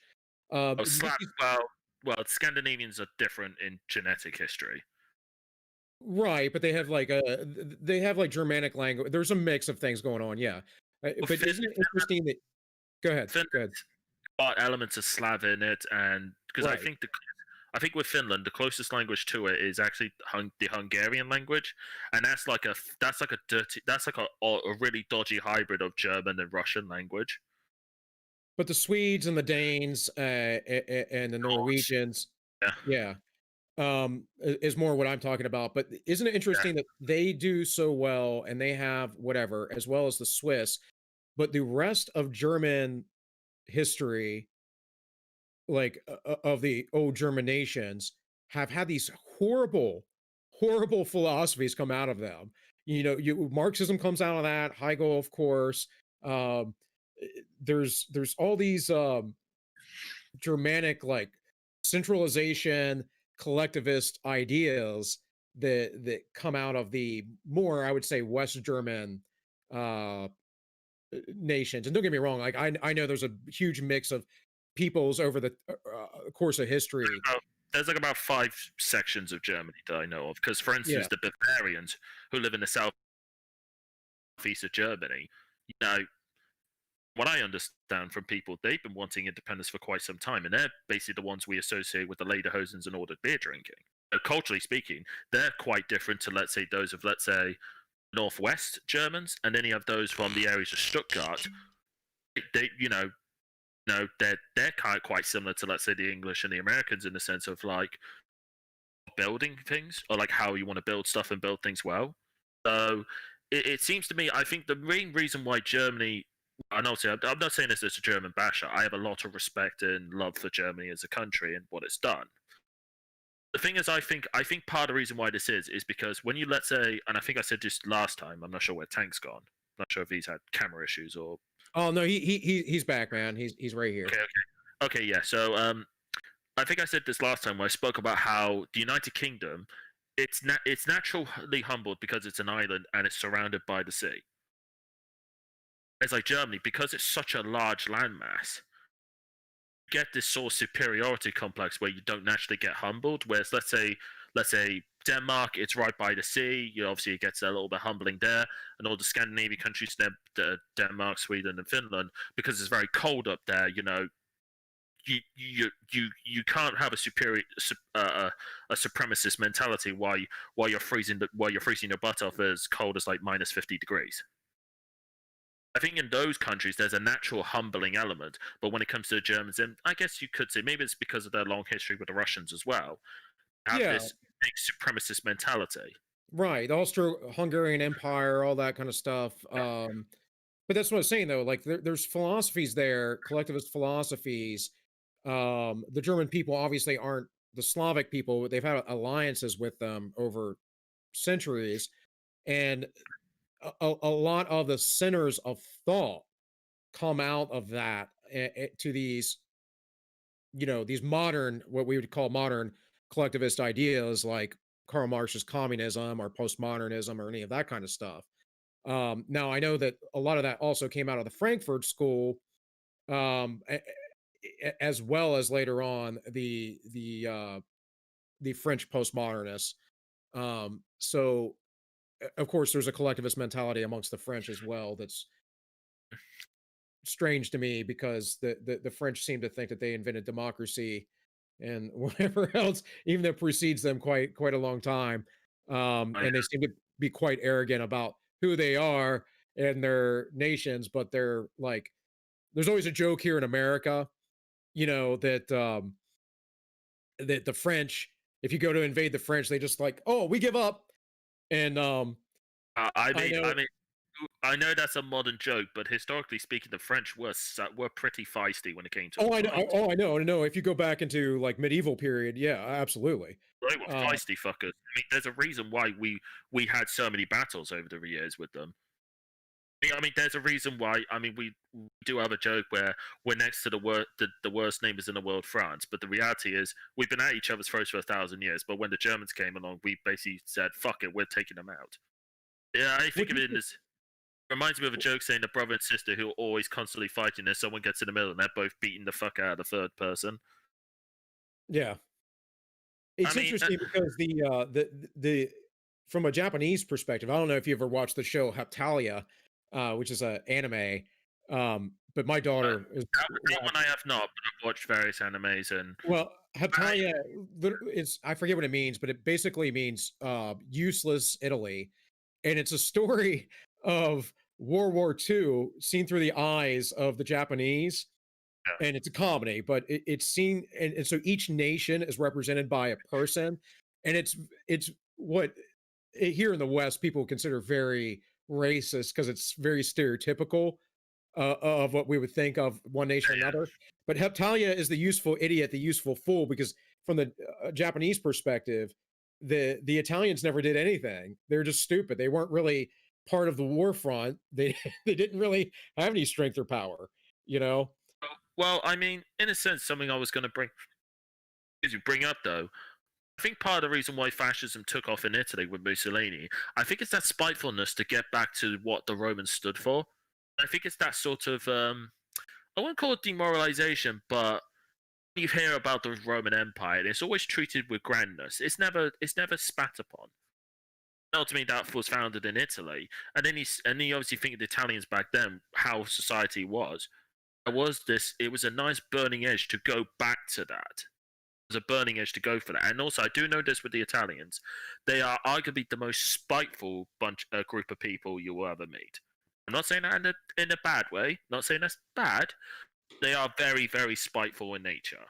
Well, Ultimately, we had the mafia here in the United States for a very long time and a large Italian presence. So I think that most people could maybe understand that to some degree. no, no, but like,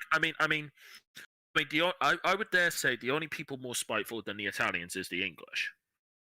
The reason I say that is if you want a good example of how to properly be spiteful towards an Italian who a quote unquote wannabe fascist mafia boss nicknamed the Godfather grew up in Mussolini's Italy. Just look up what Enzo Ferrari thought of us English with our quote unquote garage teams, which he called garagistas as a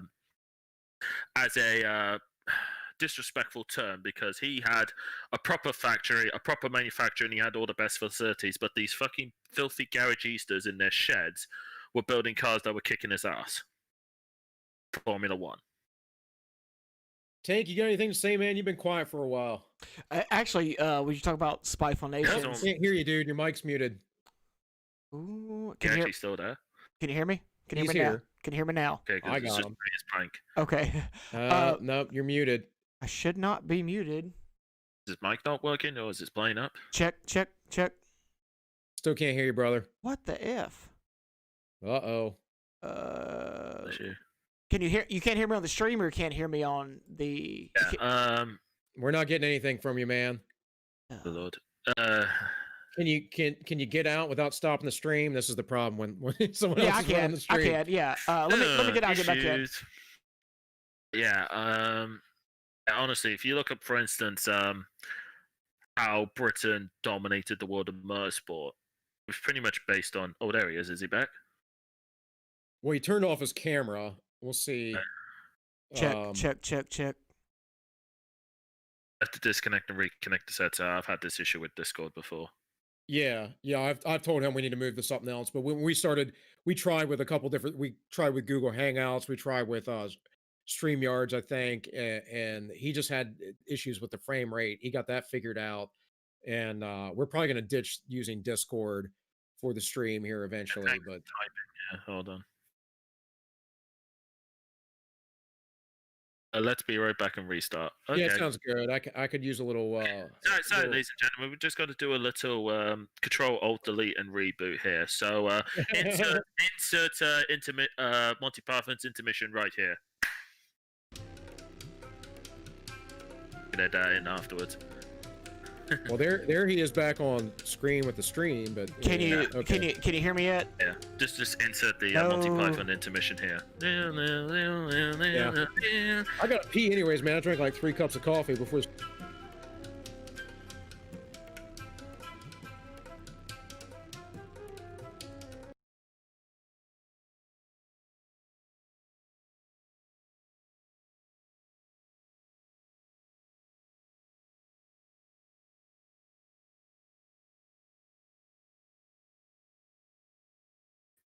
Can you hear me now? Welcome back. Can you hear me? Yes, we can hear you. Okay, good. I mean, Bill's just gone to the toilet. Okay. Yeah. Well, so we're muted on the stream now, so we'll go back when he gets back. Yeah. Okay. I don't know what happened. Like, nothing was changed. It just all of a sudden decided to stop. So. Yeah. Okay.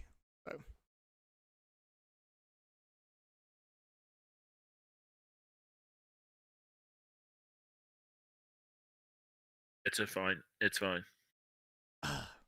Well, that took longer than I expected. Can you hear me now? Yeah, man. Okay. You're fine. Okay. Yeah, I could hear you. I mean, my bathroom's right there, so I can hear you. Okay. So we'll go back. You've been sitting here quietly, so. Yeah. No, we'll. I don't know what happened. Like nothing changed. So we're muted on the stream now. We'll go back and redo it. So when you guys ready? Yeah, man. Go for it. All right. All right. 3, 2, 1.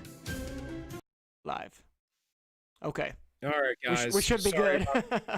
Yeah, sorry about the technical difficulties. We are not tech geniuses, and things happen as they happen. Like, I think, what was it? Last time we had Kizza on, it kicked me out of the stream. Yeah, so we'll see. It's come out with me and you a couple times, actually. Okay.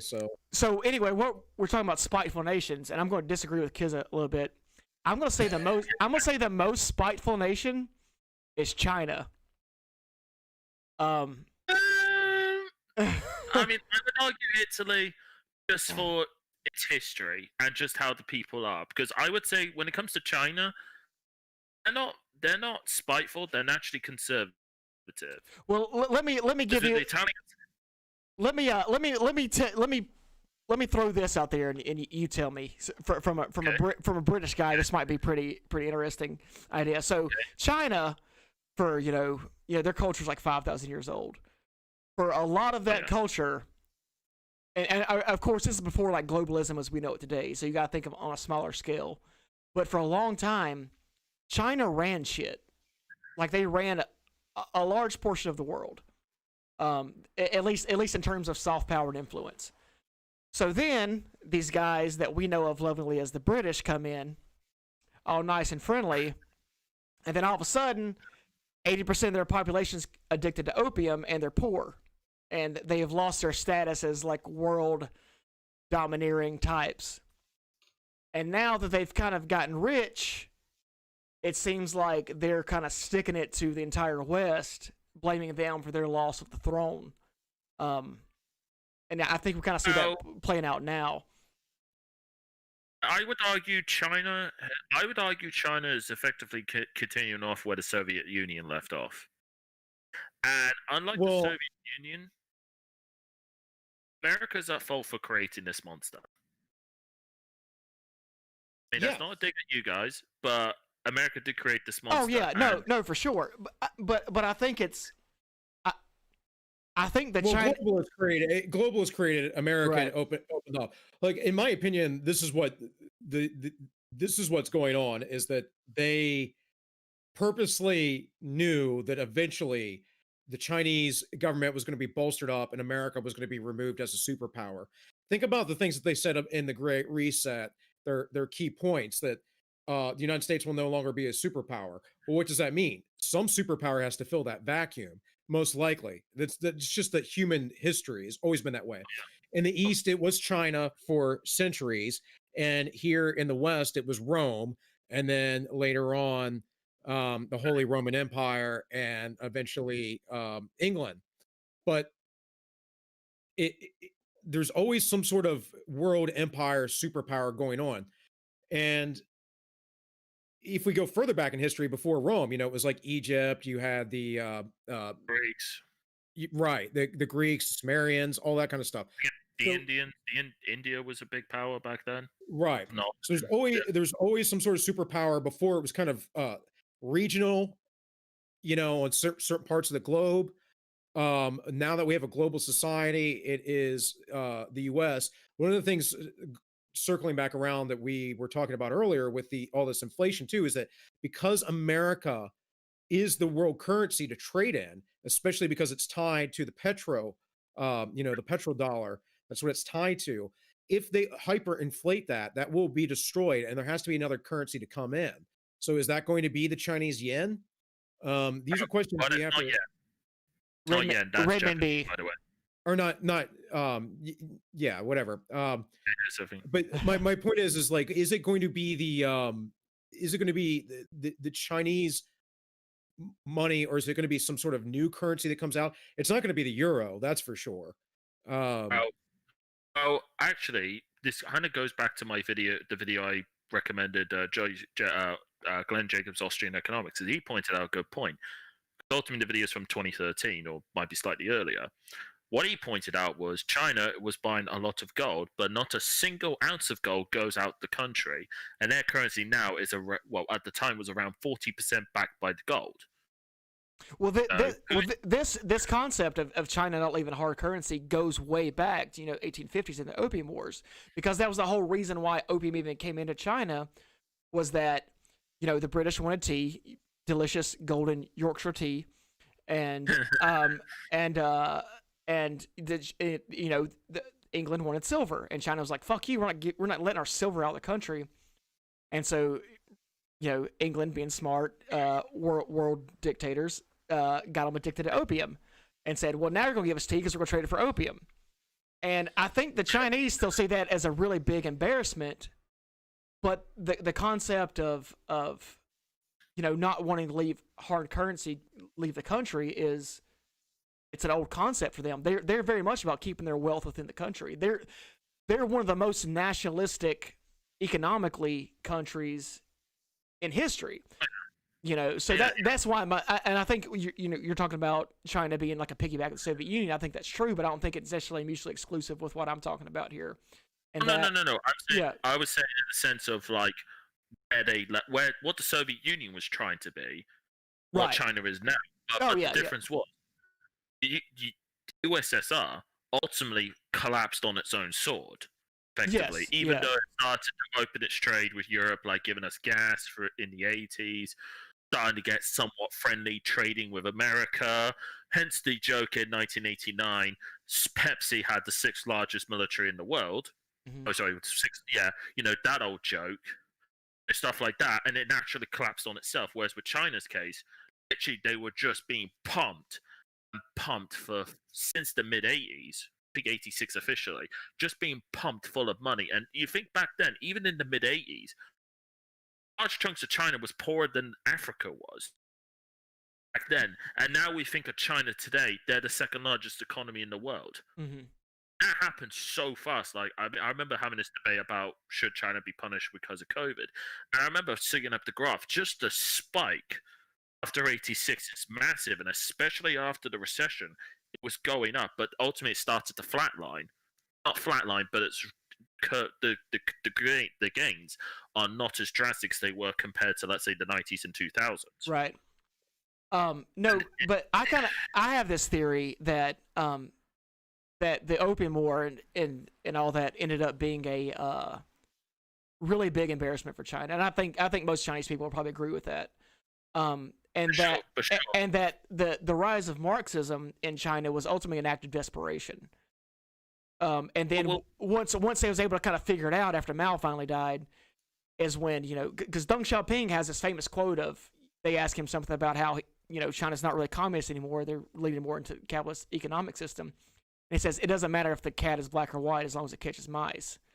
So yeah, there is true with that, because I've heard people say, no, what it is, it's communism with quote unquote Chinese Yeah. characteristics. which is Chinese speak for it's not communism, So Well, yeah, but then people would, then you get into the argument of, the USSR wasn't really communism, Yeah, it's Stalin yeah. or whatever. I'm just like, if you take it from a certain dictionary, if you take it from a certain perspective on dictionary definitions, you'd have a point. The problem is, if this idea constantly reverts to almost identical things, is the dictionary definition technically the true definition? Well, yeah. Again, it's one of those things that's it's all words on paper. It's a matter. It's actions are more important than what's written down in a document. Yeah, like a good example of this is democracy. Almost like I can only count on one hand somebody who actually knows the definition of democracy, and I'm saying the practical definition, not what's currently in our dictionaries. What the actual practical definition of democracy is. I mean, Hey, it just we just to let Sorry. y'all know we have a chatter in the D Live chat. So I'm not in the D life. yeah, I'm talking I'll- trash too because I don't know if this you got one of us talks too much, which all of us talk too much. So not necessarily tank, but yeah, you and I, Kizza, for sure, we talk too much. So please. hey, thanks for watching, by the way. But yeah, I'm gonna give you hell for making comments like that because It's we're fine. we're It's fine. yeah. Well, I told him his mom talks too much because.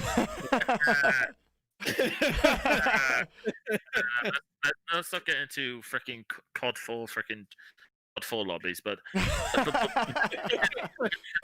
this is Dude, I'm a military guy. I used to work in law enforcement. We all talk trash. I used to work in a hospital. Come on. I know. Yeah. It's what we do. I know. But We're not going always back to, highbrow here. yeah, but going back to the whole point with China is like right now China is responsible for over 50% of manufacturing. Mhm.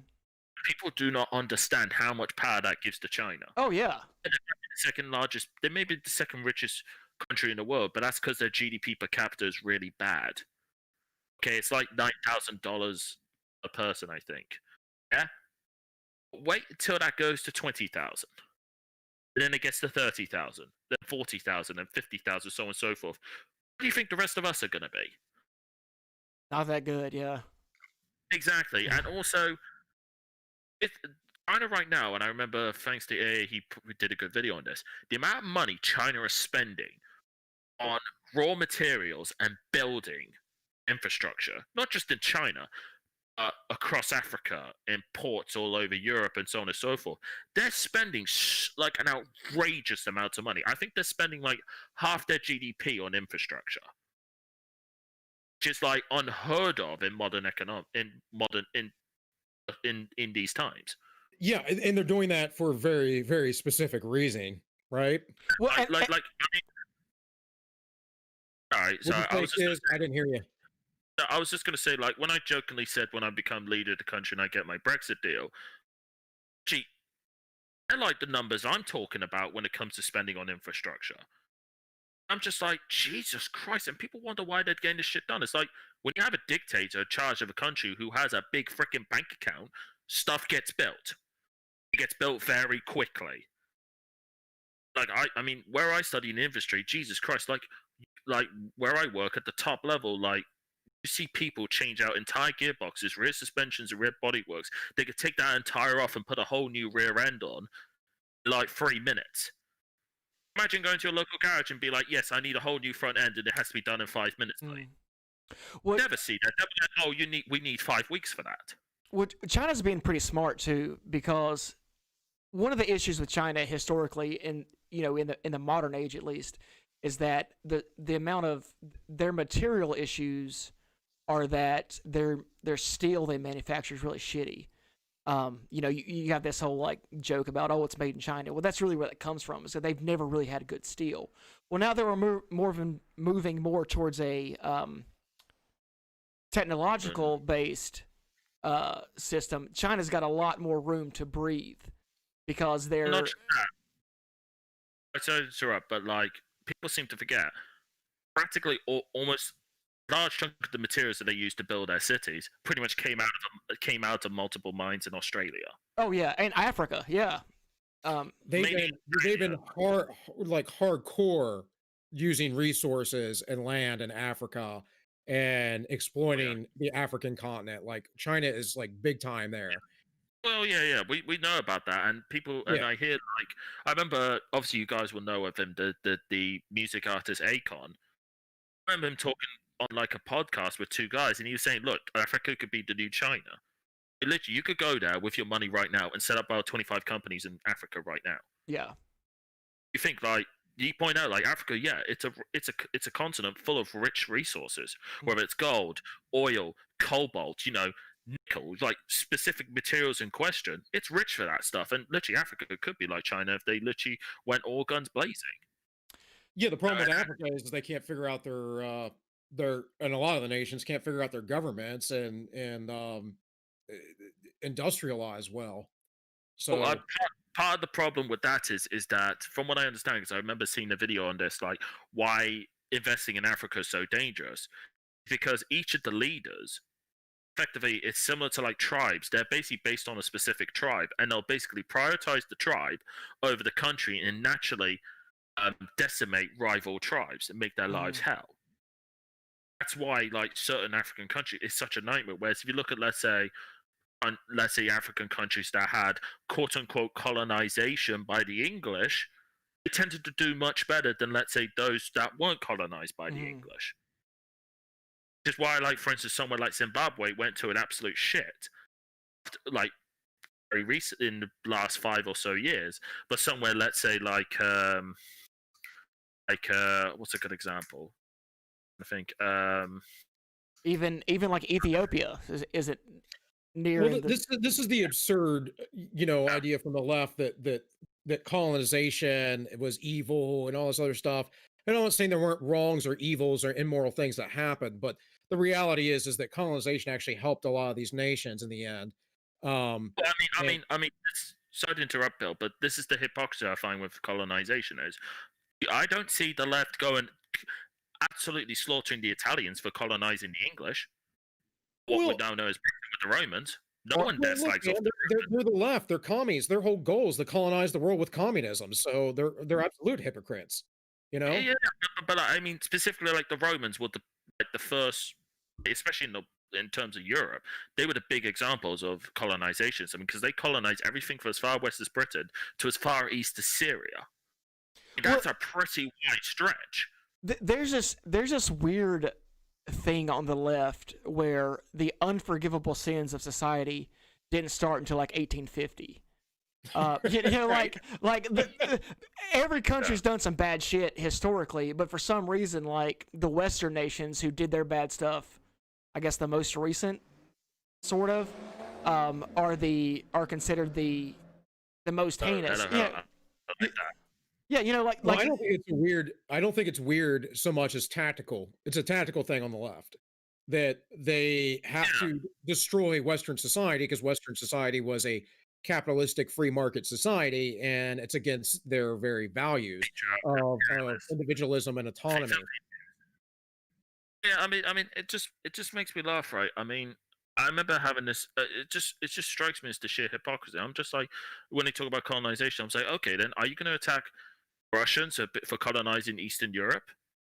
No, you don't attack those. You don't attack China for all that colonization they're doing in freaking Africa right now or neighboring countries around them. No, you don't do that. You don't attack all the various colonization that's gone on in Central and South America.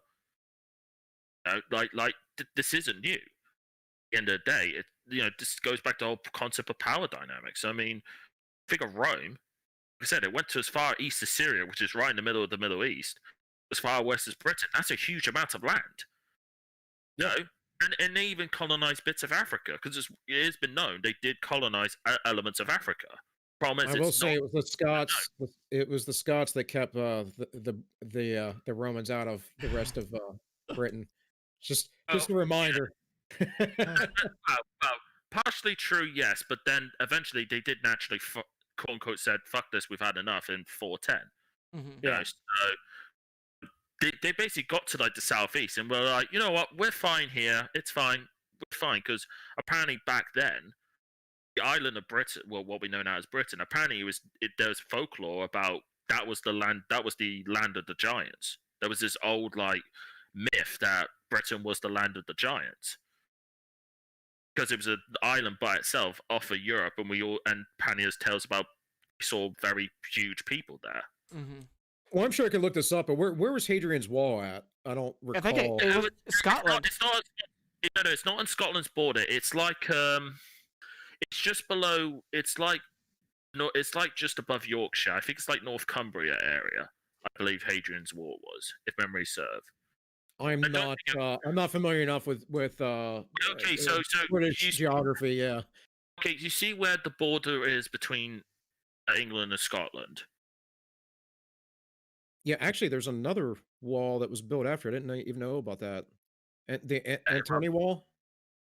Yeah, I think that was. I can't remember if that was during the Civil War. I can't remember. Like I said, there's bits of British history I honestly am very ignorant of. Like I do know Hadrian's Wall is like North Cumbria, which is basically like the far northwest of England, just like below the Scottish border. I believe it was around that area where Hadrian's Wall was founded. I mean, I know with this whole joke about Scottish independence, I'm like, yeah, sure. Okay, let's rebuild Hadrian's Wall all across the Scottish border then. To me, man, that was embarrassing that the Scots wouldn't break off and be their own nation. It's kind of gross to me that. Why wouldn't you want that? I wasn't against it. What pissed me off was the sheer fakeness about what they wanted. They're like, okay, we want to be independent, but we want to go back to the European Union. I'm like, that's not what independence means. What you're effectively saying is you want to get rid of the middleman of Westminster and just go all in on the European Union. Just be honest. They could not be honest with that, which is why they lost. And there's talks of a second referendum. I mean, technically speaking, the English could kick the Scots out if we want to. They just have to get rid of the Union of 1707. Ultimately, the Scots came into the Union because they were in sheer debt and they wanted to benefit from us trying to, going out to the world and causing trouble. Also, if Scots were to leave, we would have to take a large chunk of the UK's public debt naturally. Right. Yeah, you're right. I finally got a map up here. That's like a real map. It is right by the Northumbria Land National Park. So so obviously you see how it's not that far from where the border is, the quote unquote border between England and Scotland is. It's just like it's just below that, just to the left side of it. Right. All this talk. Just like with the Union itself, I'm not necessarily a big fan of the Union. Like if Scotland and France, Wales, England wanted to split and go separate ways, I don't have an issue with that.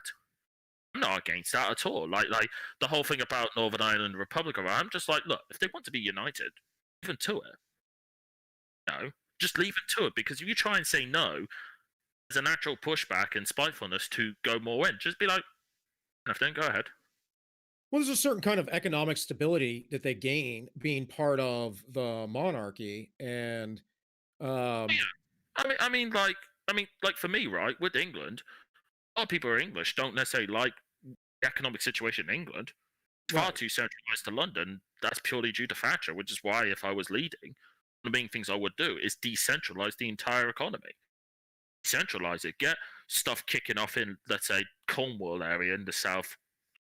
Get a huge manufacturing hub back in the north, Yorkshire north side of, get some more stuff for Scotland. Get a lot of stuff for Wales. Do some stuff for Ireland and all that, because I don't hate the Irish, but it's like with the whole thing with the IRA. What pissed me off so much about the IRA was just how cucked the British government was with dealing with them. Oh yeah, man, that was a very gross situation for so long. And obviously when I watched the streams last night, it was about where he was talking about Peter Hitchens, who I've seen him, because I know he lives in the city I live in. I'm not sure exactly whereabouts. I do know he lives here, and I've seen him in person 3 times. Also, I didn't properly say hello because he was busy. I don't want to interrupt him like that because I'm polite and all that.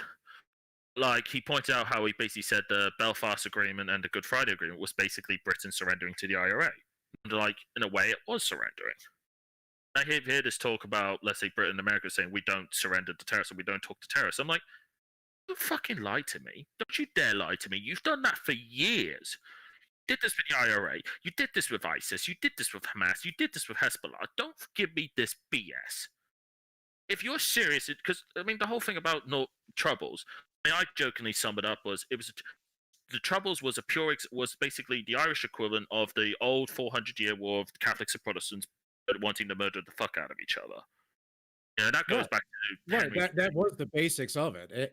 It had less to do with occupation and more to do with their religious differences and them thinking that yeah, I don't even understand the concept of Christians, despite what the denomination you're in, killing other Christians because it's completely unbiblical. But aside from that, it's been happening for thousands of years.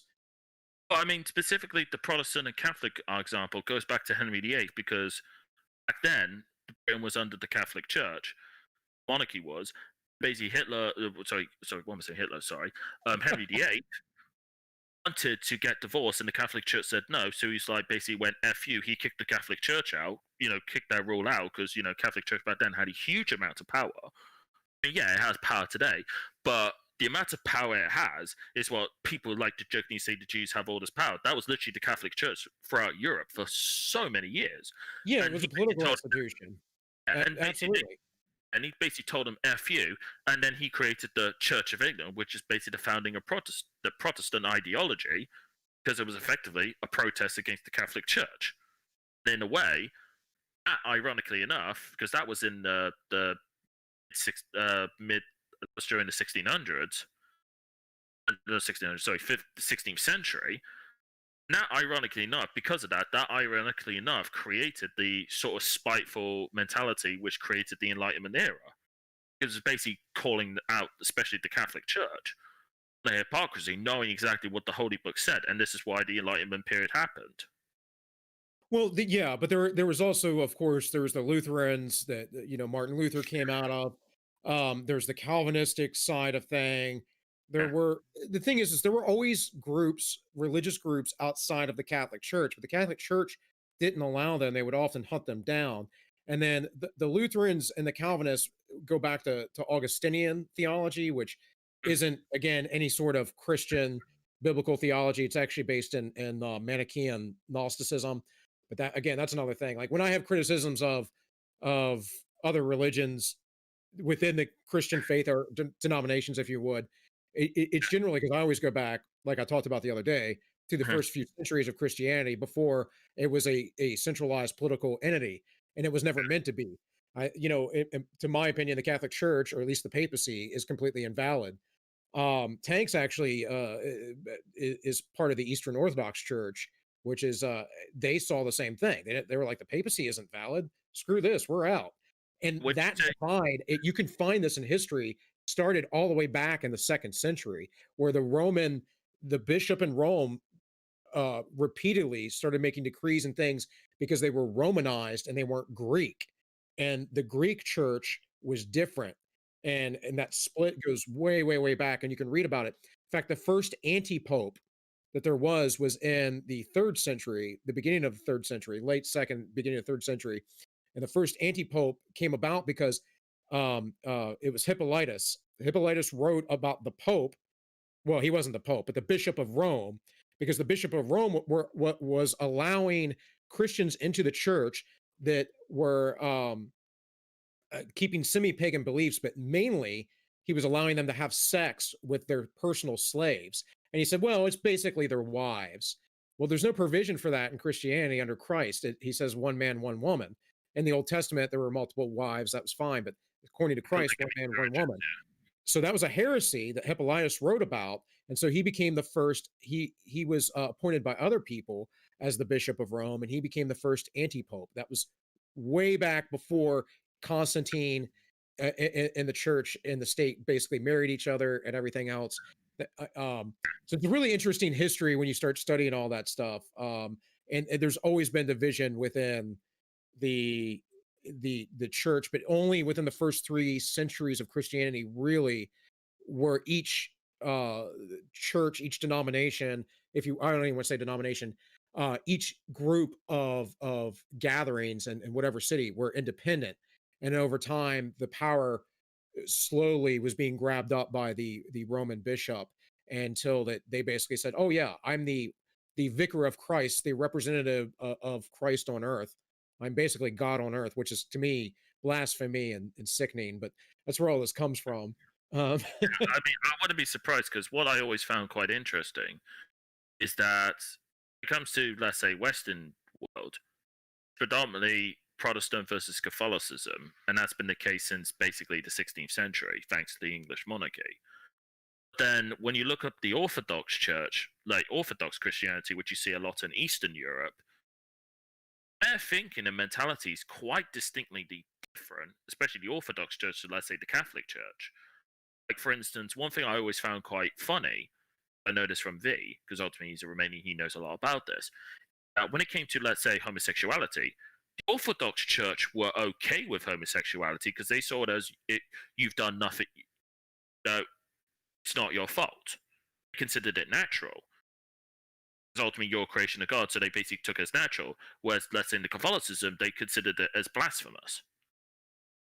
Which I always found quite funny because the Orthodox Church, when you think of orthodoxy, it's meant to be the true interpretation, the truest form, truest practice.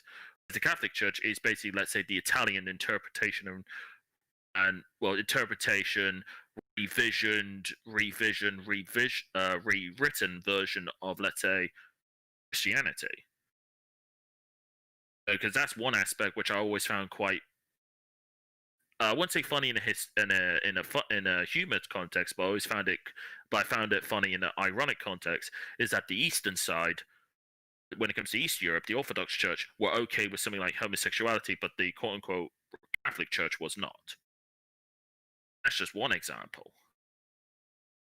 well, I'll tell you what, man. Like one of the first controversies within the church, again, this is 2nd century, was with who was going to, or sorry, when they were going to worship the resurrection of Christ. And so in Rome, and you have to understand it from a historical context. Um, in Rome, the Romans kicked the Jews out, and all of the original Christians were Jews. So they kicked the Jews out of the Roman city. And this happened for about a decade. The book of Romans, most people don't understand this who are Christians. The book of Romans that Paul wrote is talking to the church because the Jewish Christians integrated back into with the Roman Christians. And so there were these divisions about certain things because the Jews went about things a different way than the Romans did. And one of the first things that happened, controversial things that happened, was the debate over when they were going to celebrate the resurrection of Christ. And in the East, it was always on Passover, the old Jewish Passover. And in the Western part of the empire and Rome itself, it was on Easter. And they were keeping that specific day and Sunday, which was a pagan holiday. So these little divisions and fissures were very early on happening. And I think when it came to Tank, do you recall? I don't remember specifically the date. It was like in the 700s, I think, or 800s when the Eastern Orthodox Church finally split from um, what's considered the Catholic Church. Oh, that was 1100. Oh, it was 1100. Okay, Yeah. so it's later than I thought. But Mhm. but yeah, so that division was there for a long time. There's a lot of back and forth for a while. And what you also have to understand is that the Romans generally were very anti-Semitic, like ultra anti-Semitic. They did not like Jews, generally speaking. Um, Well, yeah, so- and when that tradition's carried on throughout the Catholic Church as well. Like, oh yeah, it's- yeah. yeah. I mean, there's a reason why the Catholic Church did align with the Nazis, and it's something that Yeah. the Catholic Church only in the last 15 years of its history has outright been forced to admit. You know, there's things like that, and also what I do think is quite funny is that, especially in my country, there is a plaque near the city center of where I live, all the big universities. There's actually a plaque where there was a specific year where Jews were actually exiled out of the United Kingdom, and that was, I believe, 1290. Memory serves, 1290, all Jews were expelled out of Britain. What's ironic is now Jews consider Britain in a very positive light because of what happened with World War II. Well, in the city of London, I mean, let's be real. I don't mean the city of London, but my city where I live, not to me because of its history. Like, there is a plaque specifically saying in 1290 the monarchy actually kicked out, the English monarchy did kick out the Jews because they considered them as outsiders or deceivers or plotters. Obviously the old stereotypes. And I think part of the reason for that is maybe it's just my time of being a militant atheist comes into it. But I think part of the reason where this mentality comes from is that this idea of the Jewish people, the chosen people of God. I think every other faction after Judaism, whether it be Catholicism, Orthodox Christianity, possibly, there's always a slight resentment, as in they're trying to be true followers, but basically they'll never be good enough because there's the chosen people. Even the chosen people were quote unquote sent into exile. Yeah, I've actually had Jewish friends in my life that actually think that way. I mean, maybe it's just the way I've interpreted it, or because of my militant. Because I said I was a militant atheist, and I'm still an atheist, but I guess, like I said, I guess I'm a quiet atheist, or a quiet atheist, or withdrawn atheist, I guess you could say, because I just find this funny, and also what you were talking about the split between the Orthodox Church and the Catholic Church. In an ironic sense, it kind of reminds me of the splits between all the different ideologies of Marxism. You have Karl Marx, and then you have the Lenin spin, then you have the Trotsky spin, you have the Stalin spin, you have the Mao spin, then you have, or let's say, the Western spins on top of that, like the Fabian Society and so on. They all have these like little spins on top of it. Yeah, it's well, for me, it's like I tell people when we start talking about Christianity, and there's a debate within the Christian sphere of what they call Calvinism versus Arminianism. Well, that debate wasn't until like the 17th century or something like that. And the debate has to do with predestination and free will and all this other stuff. Calvin really was just believed in Augustine, and the roots of Augustine are very clear. He was a Manichaean, which was a form of Gnosticism, which was a form of which had Stoicism within it, and it had all this predestination stuff in it. And Augustine's kind of worshipped here in the Western world. In the East, from what I understand, he's not that big of a deal as far as Christian theology goes. Now, Augustine wrote very conservative Christian theology for a long time, and then at the end of his life, he went back to his Manichaean roots, and that is that's really what the Calvinist Calvin himself absorbed. And so they debate because Arminius said, well, no, you have free will. Not everything's predestined per se. And I'm like, the debate's not there, guys. You want to go back to the debate, read what the early Christians wrote. And they very clearly believed in some sort of like synergy. Well, God knew everything, but he didn't necessarily, and that's when the Bible says preordained, but he didn't necessarily mean that he makes you like a robot do what you have to do. Of course there's free will because he holds you accountable for your choices. And so this happens a lot where there are debates that only go back to a certain point, a certain time, a certain period. Like I said, it's like us in the United States. It's like our history begins with FDR and World War II, the Great Depression, World War II. That is where we're stuck at. And it's like, no, guys, like our history goes way back to England, where we come from. Our history goes back to the Magna Carta. Like, technically, yeah. Yeah, and it goes to John Locke, Montesquieu. It goes back to Francis Bacon. It goes back to all these writers. John Stuart Mill, which I named my channel after one of his essays, All Minus One. There is more history there, and we need to know where we come from, because what happens is we get in these mistaken mindsets otherwise. And of course, the further we go back in history, the more confused it gets because we only have so many documents of things. But it's like I say, these communistic utopian ideas go all the way back to Plato's Republic. The idea of panspermia, I can never remember his name, but you can look this up. Or you can do a Google search for panspermia. This was introduced by a Greek philosopher in like the 5th or 6th century BC. It's a very old idea that the Earth was seeded by aliens or alien genetics somehow. And in fact, it goes back even further than that. If you look at Sumerian lore, where they believe that the Anunnaki or the fallen angels, in a biblical perspective, created man.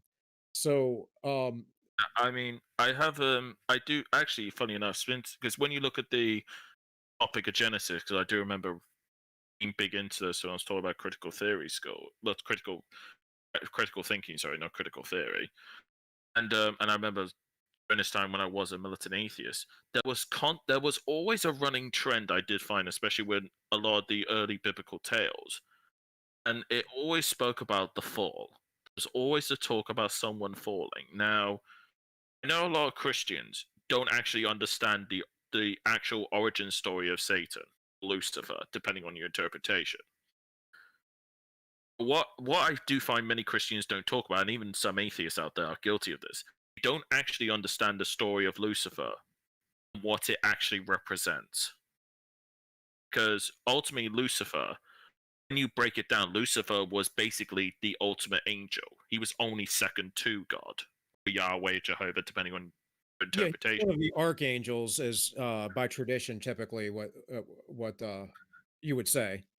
Yeah, he was basically he was basically considered the most beautiful and the most powerful of all the angels. He was basically second to God.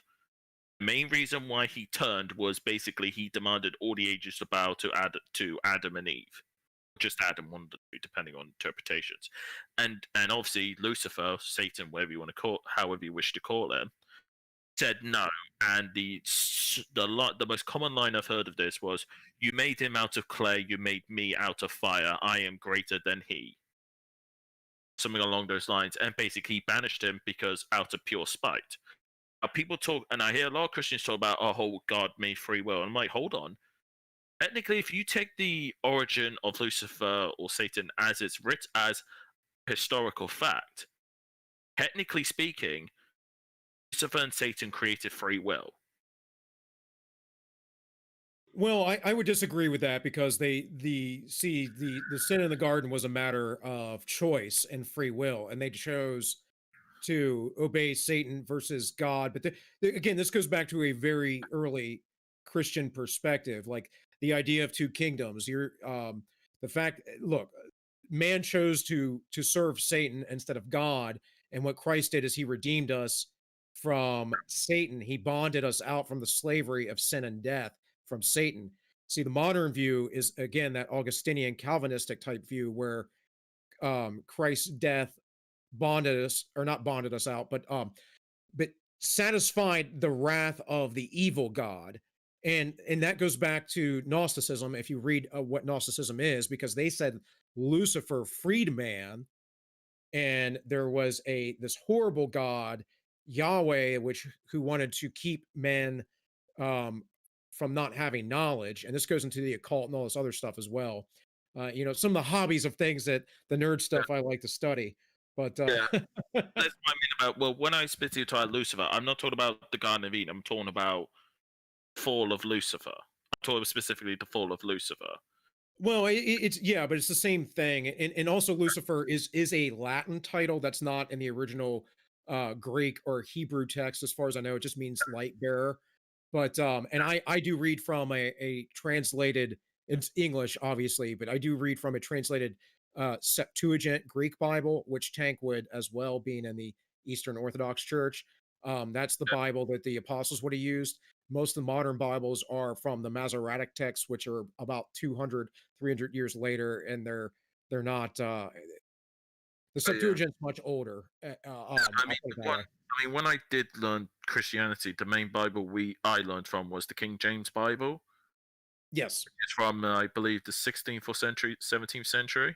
Right, but But that's all taken from the Latin Vulgate too. That's not an original. obviously, I know it's not Yeah, original, yeah. but I have heard but what I have heard is that a lot of the main topics are the same. It's just there's very small, subtle tweaks with, let's say, the Yes, language. no, you're absolutely right. The translations they were like within the second by the second century, the scriptures that we consider scriptures for the New Testament, stuff like that, they have been translated into hundreds of languages already. That's one of the reasons why we know that these scripts aren't corrupted like some people would say. People start getting into what about all the translations? We had Coptic Bibles, we had Greek Bibles, we had Syriac Bibles, we had various languages Yeah. immediately translated it from around the world so people could read. It's the Catholic Church that essentially said, no, the Latin Vulgate that I believe Jerome translated, the Vulgate's what we're going to use because we're Romans, and that became, you know, the thing. That, And literally, also, and they did plenty of lying about what was said and what wasn't said. absolutely, absolutely. So yeah, I mean, but like this specific tale, I always found quite interesting. It shows the spitefulness of Lucifer to say no, to defy God. Then, like, what kind of makes me laugh is just the idea of Lucifer, like how Lucifer deceived man with the snake. I'm like, technically, he didn't deceive man; he technically deceived women. Told me it was Eve who ate the apple, not Adam. Mhm. It was ultimately Eve who ate the apple, not Adam. And ultimately, God banished both because Adam said wouldn't go against Eve because ultimately, at the time, like speaking, he was a lonely man. He finally got companionship, and he basically said, "No, fuck you, God. I've got love." That's where the whole idea of sin comes from. Right. Well, I'll tell you what, because that's a very just that basic story of this woman asking this dude to do something and him going against something he knows better than. It's a very important lesson. I can tell you, I've suffered from that many times in my life, and my wife now, it's like I'm not trying to be a church or anything, but she wants me to do stuff, and I'm like, no, no, not happening. No, No, no. no, but no, I know this is funny, never. I know, but this is the funny thing about somebody speak about the fruit, the forbidden fruit. Like, what was it about? Was it about because some interpretation, like you said, it was about knowledge. And sometimes I've heard I have heard the saying before.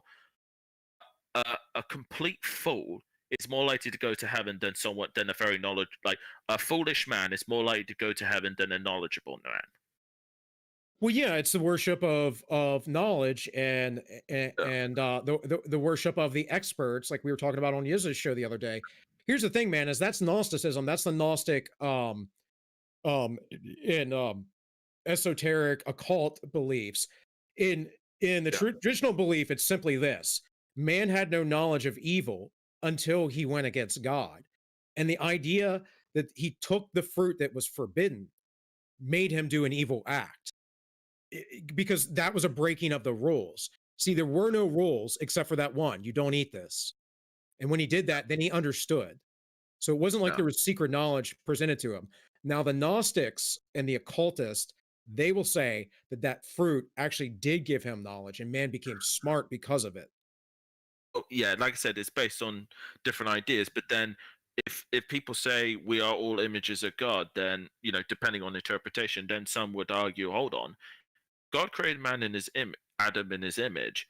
He knew exactly what he was going to do. Then by default, he already knew that Adam, when he created Eve, would go and eat the forbidden fruit and therefore disobey him. So, Well, like, if there is that argument where they say, well, did he deliberately make this whole thing up?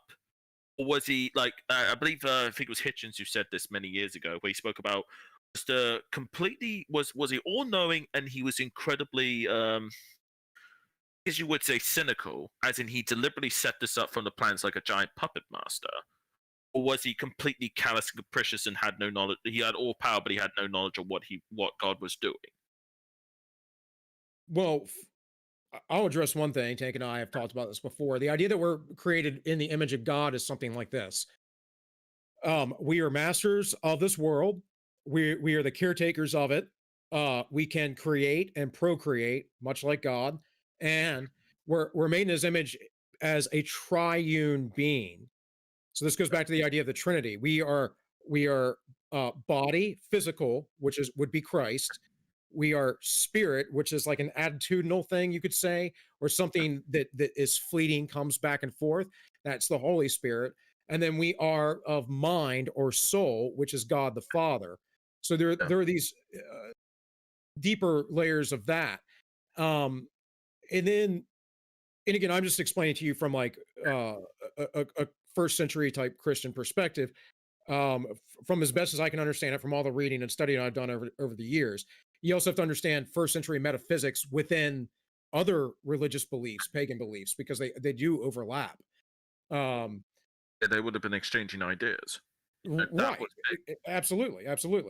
Yeah, But as far as like free will and if God knew what man would do, well, yeah, of course he knew what man would do. I think the best way I can explain this though is it's like in the Avengers Endgame, right? Or the movie before that, Doctor Strange sits down and he thinks of all the millions of combinations of ways of how things are going to work out. And that's kind of how I see God, is he knows all the infinite ways in which we could take a direction or a road, but we definitely have free will. And he knew that these things would probably happen, but I also see in part that life is a test, man. Life is a test. So, I mean, you know, sorry to interrupt, but like, this is where like I've had these arguments about free will. Like, if we have absolute free will, we have like absolute free will. Something like fate and destiny can't exist. If we have absolute free will, you could jump off a building and fly as well. I mean, so yeah, of course yeah, there's boundaries and limitations, right? yeah. But what I mean by fate and destiny is like something's been predetermined. I would say, well, the only thing we can definitely say that's been predetermined, that we could definitely say for now, ultimately we could be proven wrong many, many, many years later, is death. That's the only thing we can definitely say is predetermined as of right now. What I'm saying is, let's say, for instance, when I hear terms like destiny, you feel about films, person's destiny is to rise up and slay somebody, or to be the king, or to be a great inventor, or stuff like that. Problem I have with that is, and this kind of goes back to me, like I was recently rewatching the Matrix trilogy. The idea of destiny, fate. If that thing does exist, and it's already been predetermined, effectively just playing the role of like in a movie. We don't have free will, even we may believe it. We're just going along with what's been pathway that's been laid out in front of us.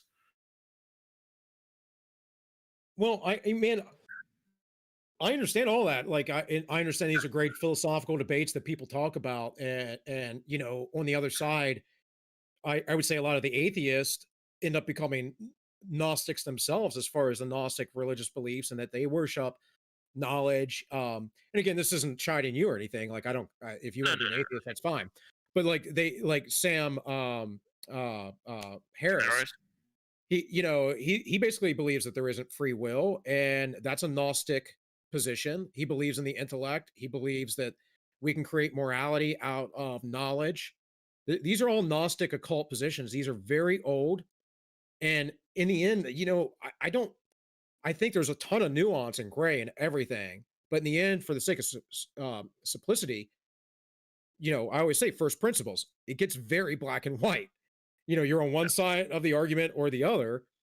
I do believe that there are potential destinies or fates that we could have. But again, those words, destiny and fate, the fates themselves are a Greek deterministic idea. And if you read about uh, uh, Neoplatonicism and Stoicism and all that stuff that was very popular in the second, third, and fourth centuries, these are all the same ideas that that we have no free will.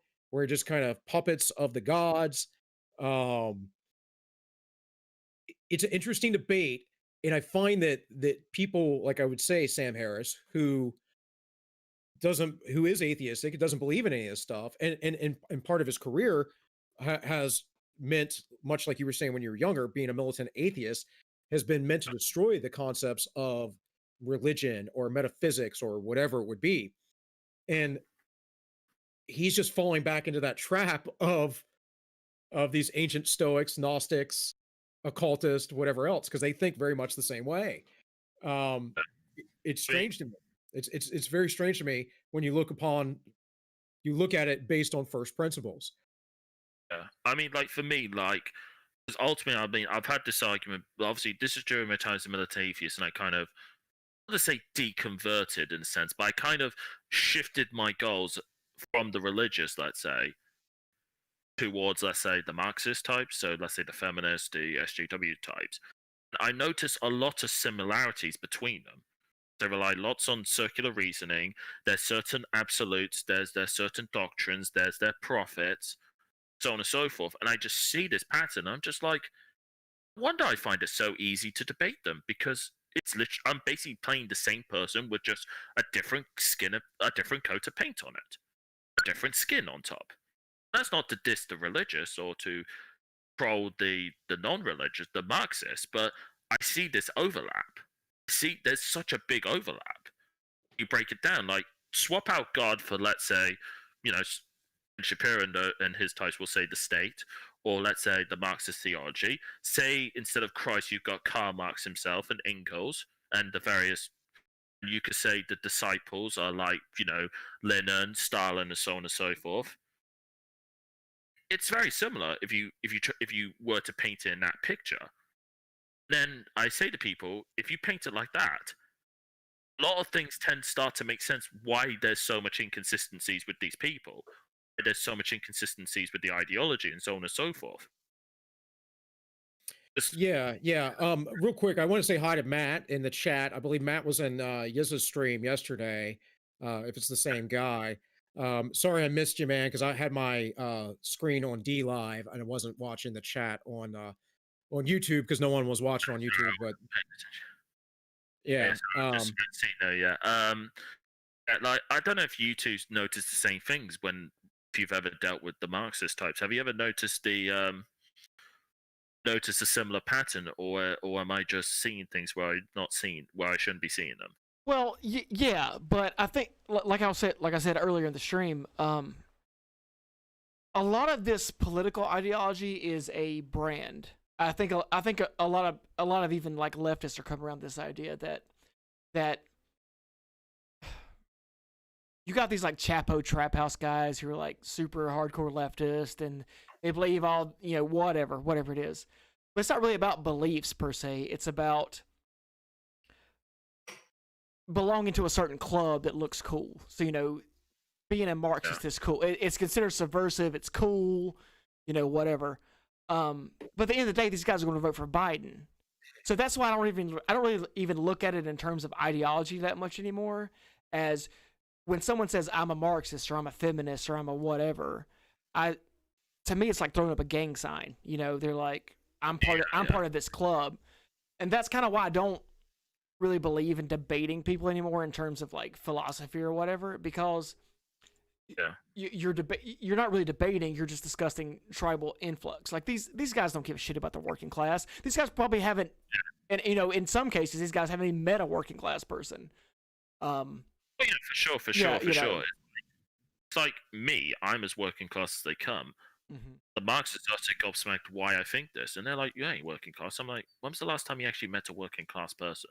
Well, yeah, I don't know anybody who's really working class that believes in Marxism. That's what I'm saying. No one does, and that's the thing. If you went to an actual working class person, right? Like my brother, for instance, he works for a concrete company. He lays concrete foundations for houses. He gets in the shit every day, you know, manual labor kind of stuff.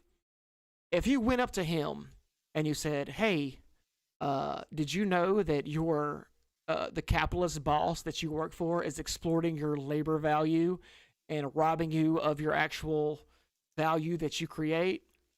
He's gonna look at these guys like they're fucking idiots. Like he's like, "You mean Rob, the guy that takes us on a fishing trip every year? Like he's great to us. I make, you know, my brother does pretty well actually, a lot better than I do."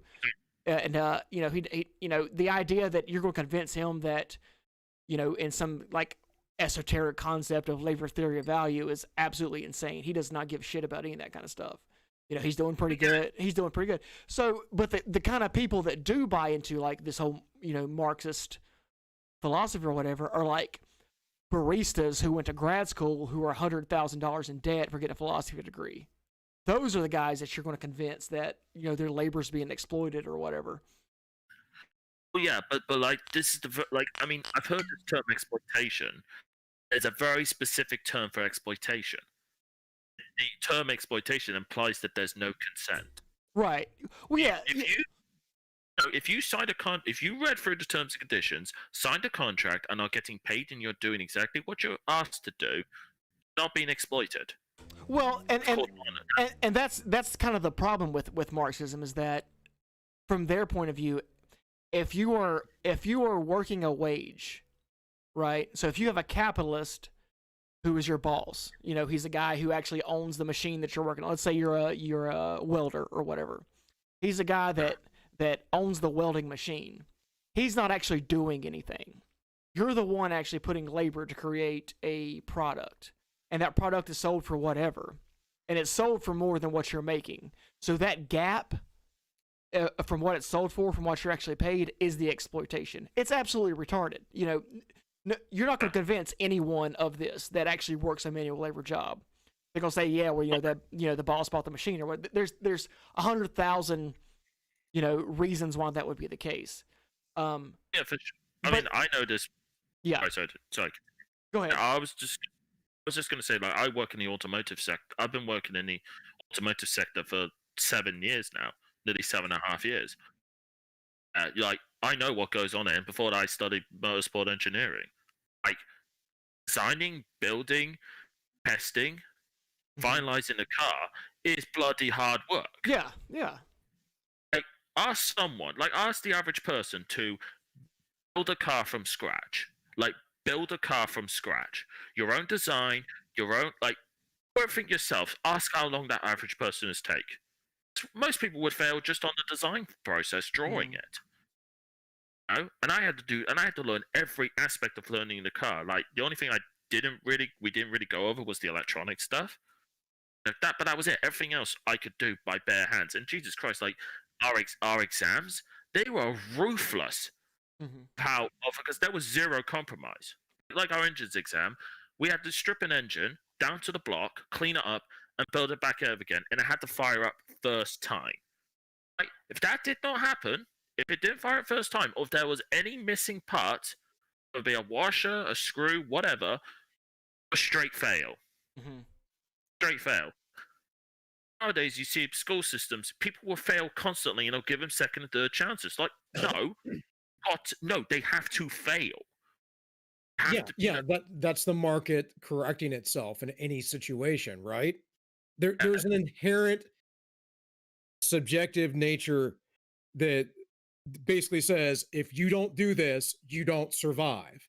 And I make the simple argument of, if I drop you off in the woods, who's going to provide for you your health care and your food and your water and your shelter and your socialist utopia? It doesn't exist. You have to do it yourself, right? Exactly. And doing everything yourself is bloody hard work. I mean, and that's why we learn to cooperate, of course. Division of labor, all that stuff. Like, if someone told me, like, kids, want you to design and build a car. Like, let's say I was working for my company, and like, kids, we want you to design the next generation car. We want this, this, and this, and I had, let's say I had 3 years to build prototypes, test them, and all that stuff. And I've had all access to the resources of my company. I'd be like, yeah, sure, easy. I reckon I could. Even though I'm a bit rusty, with access to the tools of who I work for, I could easily get that done within about 12 months. I reckon. I were to back myself. The problem is, if you're doing it from scratch and you have none of that, good freaking luck. Because guess what? There's a reason why there isn't many new car companies the past 20 years. The only one that I can figure off the top of my head that's really come on strong is Tesla. But that's thanks because Elon Musk took over the Toyota factory from California, and he obviously had billions of dollars from previous ventures with PayPal and so on and so forth. Yeah, well, Matt in the chat here just said nature is oppressing me, and that is how the Marxist thinks. And the interesting thing with that is I just covered this on All Minus One the other day about how the Marxists reject nature. They absolutely reject nature, and they think they can absolutely control it and tame it and everything else. And so you guys were talking about, of course, the subjective value theory that Marx essentially came up with, and then Karl Menger, a little bit later on, completely destroyed it because he said, uh, or, or no, sorry, the subjective uh, value is something that Menger talked about that people want, but what is it? The value theory of labor is Marx's. Yeah, labor theory. Yeah. Yeah, Labor yeah. value, yeah. Yeah, and it's all like Tank said, it's all about I'm not getting the full profit of my labor. And it's like, no, no, no. Your labor is only worth this much. And then the other guy gave you the job in the first place, had to put all of the capital into the building or the project or whatever it is, and and he's paying you, you're doing an exchange, and no one's keeping you there, no one's making you do this job. And if you think you can, your value is more than what that job is, then go out in the world freely and seek something that will pay you better. Exactly. Yeah. Also, actually, sorry to interrupt, Tank. Something I should have mentioned earlier. This is something I honestly get really pissed off with the Marxist types, right? People always say it was the Marxists who gave us the weekend and so on and so forth. Technically speaking, modern day 5 days, 8 hour shift came directly from Henry Ford, who was a filthy capitalist. Yeah. Do you know why he created that? Main reason was because he realized that if you have people working all day in the factories, they're not going to be out in the factory spending their money buying your products. Yeah. That was a large chunk of the reason. The second part is you broke them too hard, quality goes down, and people will not like it. And that's the natural competitiveness, was because everyone was basically undercutting each other with these factory workers. You'll get an extra, a cent here for like working 1 hour less a week. So, they kept undercutting each other well, I say undercutting is perhaps the correct word, but they were basically trying to give the workers the best deal they could, depending on market value. And because there was so much labor, and obviously all these people were fighting for it, that's what gave the working class so much power, which basically gave a collective bargaining, which allowed them to basically get a lot of stuff we take for granted today. Again, this is just basic power dynamics that people seem to misunderstand. Now, I know, obviously, the topic of unionization, again, where I work, we know exactly how bad unions can be. That doesn't mean we should get rid of them. We've always seen what happens with places that have no unions used whatsoever. Some of them can be utterly disastrous. Can you imagine if China decided to have unions tomorrow? Do you honestly think the sweatshops would still exist if the unions were allowed to exist there? No chance. Yeah, that's why that's why I tell people that arguing with leftists about theory is it's a non-starter, because if you look at it, the number of Marxist tenured professors in the United States number in the hundreds to thousands. The number of blue collar Marxists that exist, most blue collar workers haven't even heard of Karl Marx. They don't give a shit. Because all this theory shit it's post hoc. The Marxist is a Marxist because come the revolution, they'll get a nice cushy job in the Politburo with a corner office. That's all it's about. It has nothing to do with working class or anything like that. They already have that, though, Tank, as the tenured professor, right? Because academia in the United States is a socialistic system. It comes out of the Prussian school. It wasn't always the way that it is in the United States, but it is now. We have K through 12 in the United States comes out of the Prussian school system, which was for good old factory workers, meant to be, good little national socialist, essentially, even though at the time Prussia wasn't a democracy. But regardless, the idea of academia having a tenure thing is so that they can be political and not get fired. But what it really is just like all like union type stuff that props up people who basically are no good at what they do, or who are POSs or whatever else. Is it basically just allows them to do whatever the hell they want and say whatever the hell they want and keep their jobs. And they could be lazy and horrible. I was an education major for a little bit about 10 years ago, in my late 20s when um, uh, I had just split up from my ex-wife and I was looking to get into finish my education and get into teaching, maybe at the college level.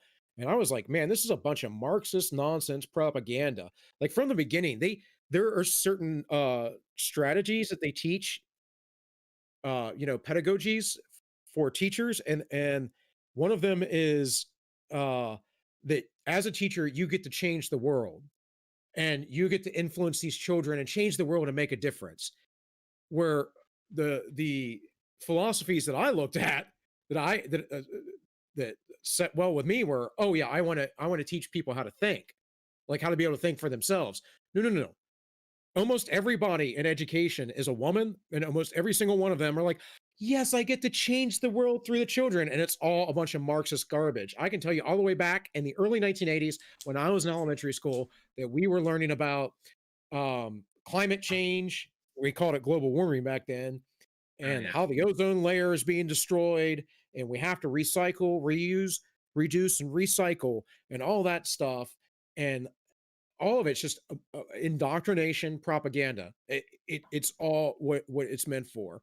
It's Um, I want to inter- get back to the old school way of having basically private education, private institutions, home institutions, whatever it is, decentralize it. Because anytime you centralize a thing, you're indoctrinating a population, you're controlling the masses, and it makes society weak. It literally makes us look at freaking millennials and how weak so many millennials are. They can't even handle the truth.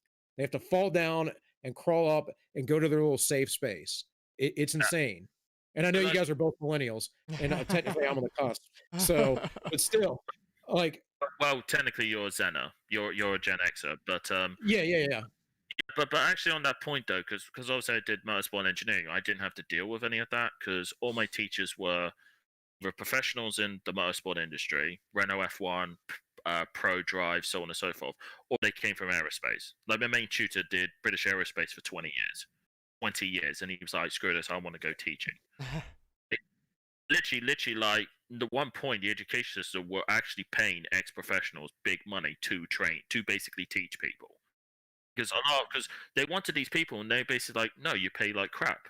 They were partially forced. The public education system was forced to pay better wages. Okay, Bill's gone. Well, we lost him. Okay. Come back there. Yeah, that was just random. You come forward, and the next thing you know, you're gone. What the hell? Do you say out the call? No, but this is what kind of frustrates me. It's like people talk about the whole reuse recycling thing, and I'm like, I'm just old enough to remember that we used to have milk floats, electric powered milk floats, driving around, quite quiet. You obviously heard the whine of the electric motor, driving off glass bottles of milk to the freaking neighborhoods, right? You'd have your milk and then you leave it down for the milkman later on the day to collect and go back and it'll be reused, right? That's been gone. That's been gone since the 90s. Part of that was because those electric milk floats were giving the drivers leukemia because of all the freaking cycles of the electric vehicles, making people sick, the drivers sick. So we stopped making the glass bottles because we could just, create all these cheap freaking plastic freaking milk bottles, bottles of milk, and basically dump them in the freaking Asia Sea. It just makes me laugh how ironically enough we were more environmentally friendly, in the 80s and the 90s than we were today, and I'm just like, what the hell happened here? Yeah. I was a kid. I just about remember this. Yeah. Just about remember this. We had a whole show on environmentalism, and I consider myself an environmentalist, but definitely in a whole different vein. I mean, it's a whole nother topic. We probably couldn't get into it right now. Yeah, conservative environmentalism is something for Yeah, sure different. yeah. Speaking of which, though, you saying a whole nother topic. We are up to nearly 3 hours, and I have an engagement to get to here in about 40 minutes or so. Fine, But Kiz, if you're available, and Tank, if you're down, man, if you're not too busy, you guys just want to kind of make a regular like afternoon Saturday stream. Yeah, I'll be fine with that. Yeah. yeah, I'd be down for next Saturday easy. Like I said, I don't go back to work till the 18th of January. Okay. Yeah. Yeah, for sure. Because we always have really good conversations, and we like to keep it, loose. We just go where the conversations go. I would do. Um, Just one point I do want to make before you finish, Bill. Sorry to interrupt. Yeah. Like when I hear about the environmental topic, I want to call myself an environmentalist. I guess I am a quote unquote conservative when it comes to nature itself. Mhm. Right. I don't want to call myself an environmentalist, but I guess I am somewhat of environmental conservative. And I know that may sound like an oxymoron statement or very weird No, statement to make. not at all. No. I'm not someone who wants to say, yeah, we'll destroy the Amazon rainforest. Yay, let's like more desertification, expand the Sahara Desert and all that. Like, I don't want my island concrete up. It just frustrates me when I hear the environmentalists talk about protecting the environment. Then they're still okay with importing in net 300,000 people a year. Going forward, if we were to keep this up, we're just going to tarmac in the entire island and basically freaking destroy ourselves. Well, Where's the logic? it's everything's always flipped on the head with the left, and like the reality is, we know this. The communist industrialization, they don't care about the environment. The leftists don't care Sure. about the environment. It's all virtue signaling. It's all feigning. It's all them being hypocritical. Um, you're saying you're a conservative environmentalist or whatever. That's a conservationist. That's That's what I'm looking for. Conservationist. That's the word I'm looking yes, yes. And the thing is no one can even worry about the environment until you have your basic economic needs met, and that happens through free markets. So it doesn't help happen the other way around. for. Yeah, but it's like because there's a great TED talk by it's Michael Spallenberger. I know he's appeared on Fox News to talk about times because he was like a big environmentalist in the 90s and 2000s, and he kind of went flipped on its head, especially when it came to nuclear power, because he saw the hypocrisy regarding the topic of environmentalism with the likes of Greenpeace. And he's now perhaps the biggest advocate of nuclear power because ultimately he's from California, and he speaks about sheer amount of damage they've done trying to save the planet. Like, I mean, you'll laugh at this, right? The bald eagle, right? You know, they're almost at the level of the endangered species in the United States. Just out of curiosity. Have a guess what was the reason for that? Would it be wind turbines? Yes, it is, Tank. It's those pesky wind turbines actively killing them. They literally stuck them right in the middle of the flight patterns, and they were killing them. They were killing them, I think, as much as 10,000 a year. They're almost on the endangered species list. I've seen the pictures of the giant solar planes, like in the deserts, like in California. They literally end up indirectly killing desert tortoises because they're trying to move, like indirect, like basically forced migration. These things, like pick them up in the truck and move them somewhere else. I'm just like, what the hell are you doing? What on earth are you doing? Then, as he pointed out, right, because of how big these farms have to be, take up so much land. And the thing is, at most, you're going to get 30% efficiency out of them because they only work in clear sunshine. So it's great in the summer when you got clear skies, but guess what? When it's nighttime, when it's cloudy, or when it's raining, useless. Well, we're gonna have to leave it there, man, because you know we can go on forever. And I mean, unless you and Tank want to keep streaming, I'm cool with that. I gotta go too. But Yeah. But yeah, if you guys want to do it next week, we can totally have a whole show on environmentalism next week or something. If you guys We'll want to work do out that. a time. I like 3 p.m. Eastern. That's what 8 p.m. over where you're at, Kiz, right? I would Yeah, say so- before we go, I do have a small plug. Go ahead. Okay. Yeah. I'm personally going to be on British Knight's special Christmas special stream.